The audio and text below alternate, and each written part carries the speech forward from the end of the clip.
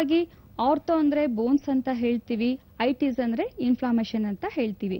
ಆ ಇನ್ಫ್ಲಾಮೇಷನ್ ಇಲ್ಲಿ ನಾವು ನೋಡೋದಾದ್ರೆ ನಾನು ಹೇಳ್ದೆ ಲಕ್ಷಣಗಳು ಅನ್ನೋದು ತುಂಬಾನೇ ಇಂಪಾರ್ಟೆಂಟ್ ಆಗುತ್ತೆ.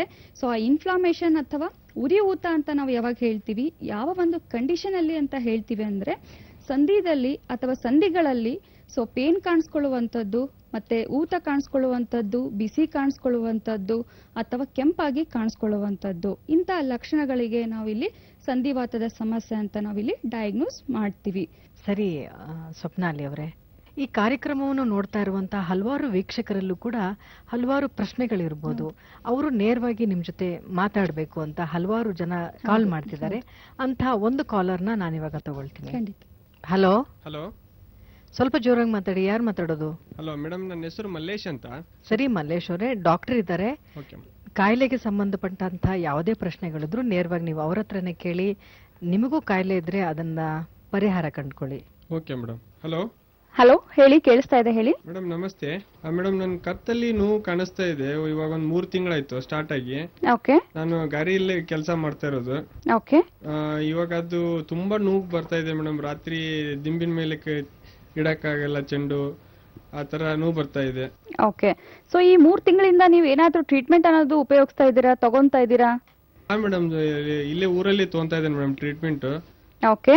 ಏನಾದ್ರೂ ಇನ್ವೆಸ್ಟಿಗೇಷನ್ಸ್ ಅಥವಾ ಅದಕ್ಕೆ ಸಂಬಂಧಪಟ್ಟಂತೆ ಟೆಸ್ಟ್ ಏನಾದ್ರೂ ಮಾಡಿಸಿದಾರಾ? ಡಾಕ್ಟರ್ ಏನಂತ ಹೇಳಿದಾರ ನಿಮ್ಗೆ? ಅದು ಏನಿಲ್ಲ ಮೇಡಮ್, ಒಂದು ಇಂಜೆಕ್ಷನ್ ಮಾಡ್ತಾರೆ, ಟ್ಯಾಬ್ಲೆಟ್ ಕೊಡ್ತಾರೆ ಅಷ್ಟೇ. ಅದ್ರ ಬಗ್ಗೆ ಏನು ರಿಪೋರ್ಟ್ ಏನು ಮಾಡಿಸಿಲ್ಲ ನಾನು. ಓಕೆ. ಹಿಂಗಾಗಿ ಅದಕ್ಕೆ ಇವಾಗ ಈ ಕಾರ್ಯಕ್ರಮ ನೋಡ್ತಾ ಇದ್ನಲ್ಲ, ಅದಕ್ಕೋಸ್ಕರ ಕಾಲ್ ಮಾಡಿದೆ. ಓಕೆ. ಏನಾದ್ರೂ ಟ್ರೀಟ್ಮೆಂಟ್ ಸೊಲ್ಯೂಷನ್ ಸಿಗ್ಬೋದಂತ ಅನ್ಕೊಂಡು ಕಾಲ್ ಮಾಡಿದೆ ಮೇಡಮ್. ಖಂಡಿತ. ಕತ್ತಿನ ಭಾಗದಲ್ಲಿ ಮಾತ್ರ ನೋವು ಕಾಣಿಸ್ಕೊಂತಾ ಇದೇನಾ ಅಥವಾ ಆ ಕತ್ತು ಭಾಗದಿಂದ ನೋವು ನಿಮ್ಗೆ ಬೇರೆ ಕಡೆನೂ ಏನಾದ್ರೂ ಹರಡ್ತಾ ಇದೇನಾ, ಶಿಫ್ಟ್ ಆಗ್ತಾ ಇದೇನಾ, ಜೋಮ್ ಏನಾದ್ರೂ ಬರ್ತಾ ಇದೇನಾ ಕೈಗಳಲ್ಲಿ? ಹಾಗೆ ಕೆಳಗಡೆ ಬೆನ್ನಲ್ಲಿ ನೋವು ಕಾಣ್ತಾ ಇದೆ ಮೇಡಮ್. ಒಂದು ಸೈಡ್, ರೈಟ್ ಸೈಡ್ ಕೈಯಲ್ಲಿ ಸ್ವಲ್ಪ ಜೂಮ್ ಹಿಡ್ದಂಗ ಆಗುತ್ತೆ. ಓಕೆ. ಹಾಗೆ ಬೆನ್ನು ಸ್ವಲ್ಪ ನೋವು ಬರುತ್ತೆ ಮೇಡಮ್. ಸ್ಟೇ ಟೈಮ್ ಮಲಗಿದ್ರೆ ಮಾತ್ರ ಸ್ವಲ್ಪ ರಿಲೀಫ್ ಅನ್ಸತ್ತೆ. ಓಕೆ. ಹಾಗೆ ಅಡ್ಡಾಡ್ತಾ ಇದ್ರೆ ಮತ್ತೆ ಕೂತ್ರೆ ತುಂಬಾ ನೋವು ಬರುತ್ತೆ ಮೇಡಮ್. ಓಕೆ. ಖಂಡಿತ. ಇಲ್ಲಿ ನೋಡಿ, ಇವಾಗ 3 ತಿಂಗಳಿಂದ ನಿಮ್ಗೆ ನೋವಿದೆ ಅಂತ ಹೇಳ್ತಾ ಇದ್ದೀರಾ. ಅಂಡ್ ಟ್ರೀಟ್ಮೆಂಟ್ ಅಲ್ಲಿ ನೀವು ಓನ್ಲಿ ಪೇನ್ ಕಿಲ್ಲರ್ ಮೆಡಿಸಿನ್ಸ್ ಮಾತ್ರ ಉಪಯೋಗಿಸ್ತಾ ಇದ್ದೀರಾ. ಹೀಗಾಗಿ ನಿಮ್ಗೆ ಯಾವ ಒಂದು ಟೈಮ್ ಅಲ್ಲಿ ನೀವು ಆ ಮೆಡಿಸಿನ್ಸ್ ಗಳನ್ನ ಬಳಸ್ತಾ ಇದ್ದೀರಾ, ಆ ಒಂದು ಟೈಮ್ ಅಲ್ಲಿ ಮಾತ್ರ ನಿಮ್ಗೆ ಸ್ವಲ್ಪ ಬೆಟರ್ ಅನಿಸ್ತಾ ಇದೆ, ರಿಲೀಫ್ ಅನಿಸ್ತಾ ಇದೆ. ಯಾವಾಗ ನೀವು ಮೆಡಿಸಿನ್ಸ್ ಅನ್ನೋದು ನಿಲ್ಲಿಸ್ತೀರಾ, ಮತ್ತೆ ನೋವುಗಳನ್ನೋದು ಮತ್ತೆ ಸ್ಟಾರ್ಟ್ ಆಗ್ತಾ ಇದೆ.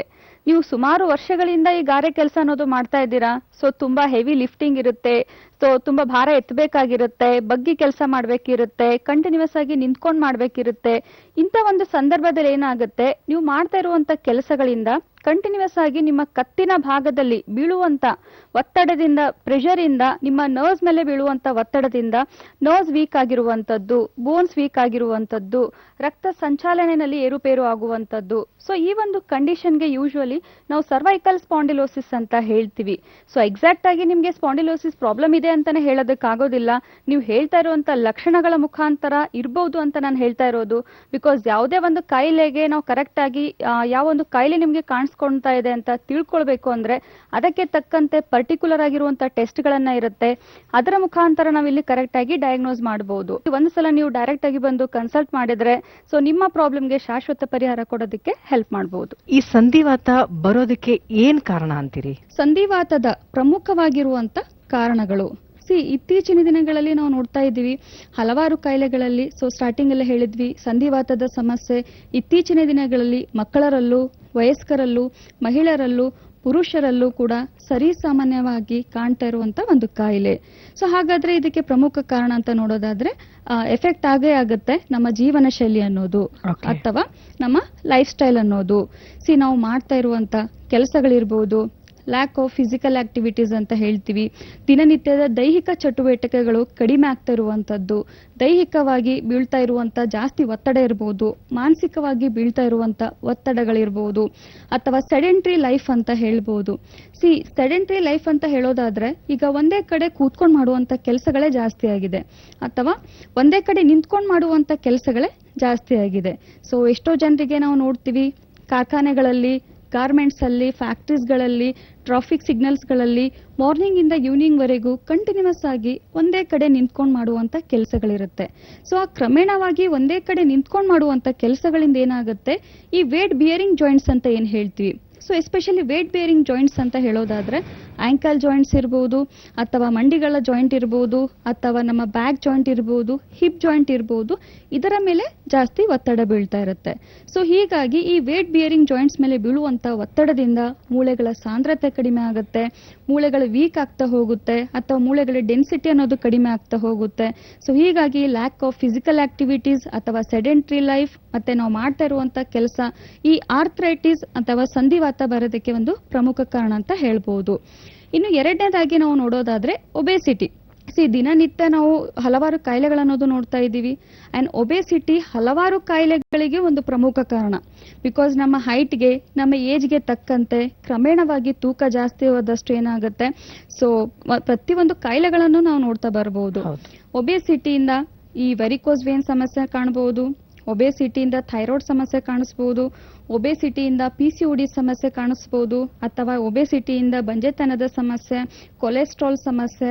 ಅದೇ ತರ ಮುಖ್ಯವಾಗಿ ಒಬೆಸಿಟಿಯಿಂದ ಈ ಆರ್ಥ್ರೈಟಿಸ್ ಸಮಸ್ಯೆ ಅನ್ನೋದು ಕೂಡ ನಾವು ಕಾಮನ್ ಆಗಿ ಕಾಣ್ತಾ ಬರಬಹುದು. ಯಾಕಂದ್ರೆ ನಮ್ಮ ಹೈಟ್ಗೆ ಅಥವಾ ನಮ್ಮ ಏಜ್ಗೆ ತಕ್ಕಂತೆ ಕ್ರಮೇಣವಾಗಿ ತೂಕ ಜಾಸ್ತಿ ಆಗ್ತಾ ಹೋದ್ರೆ ಈ ವೇಟ್ ಬಿಯರಿಂಗ್ ಮೇಲೆ ಬೀಳುವಂತ ಪ್ರೆಷರ್ ಇಂದ, ಸೊ ಒತ್ತಡದಿಂದ ಮೂಳೆಗಳ ಸಾಂದ್ರತೆ ಕಡಿಮೆ ಆಗುತ್ತೆ, ಮೂಳೆಗಳು ಬೇಗ ಸವಿಯಕ್ಕೆ ಸ್ಟಾರ್ಟ್ ಆಗ್ತಾ ಹೋಗುತ್ತೆ, ಕಾರ್ಟಿಲೇಜ್ ಮೇಲೆ ಪ್ರೆಷರ್ ಬೀಳ್ತಾ ಹೋಗುತ್ತೆ, ಸೈನೋವಿಯರ್ ಫ್ಲೂಯಿಡ್ ಕಡಿಮೆ ಆಗುವಂತ ಸಾಧ್ಯತೆಗಳಿರುತ್ತೆ.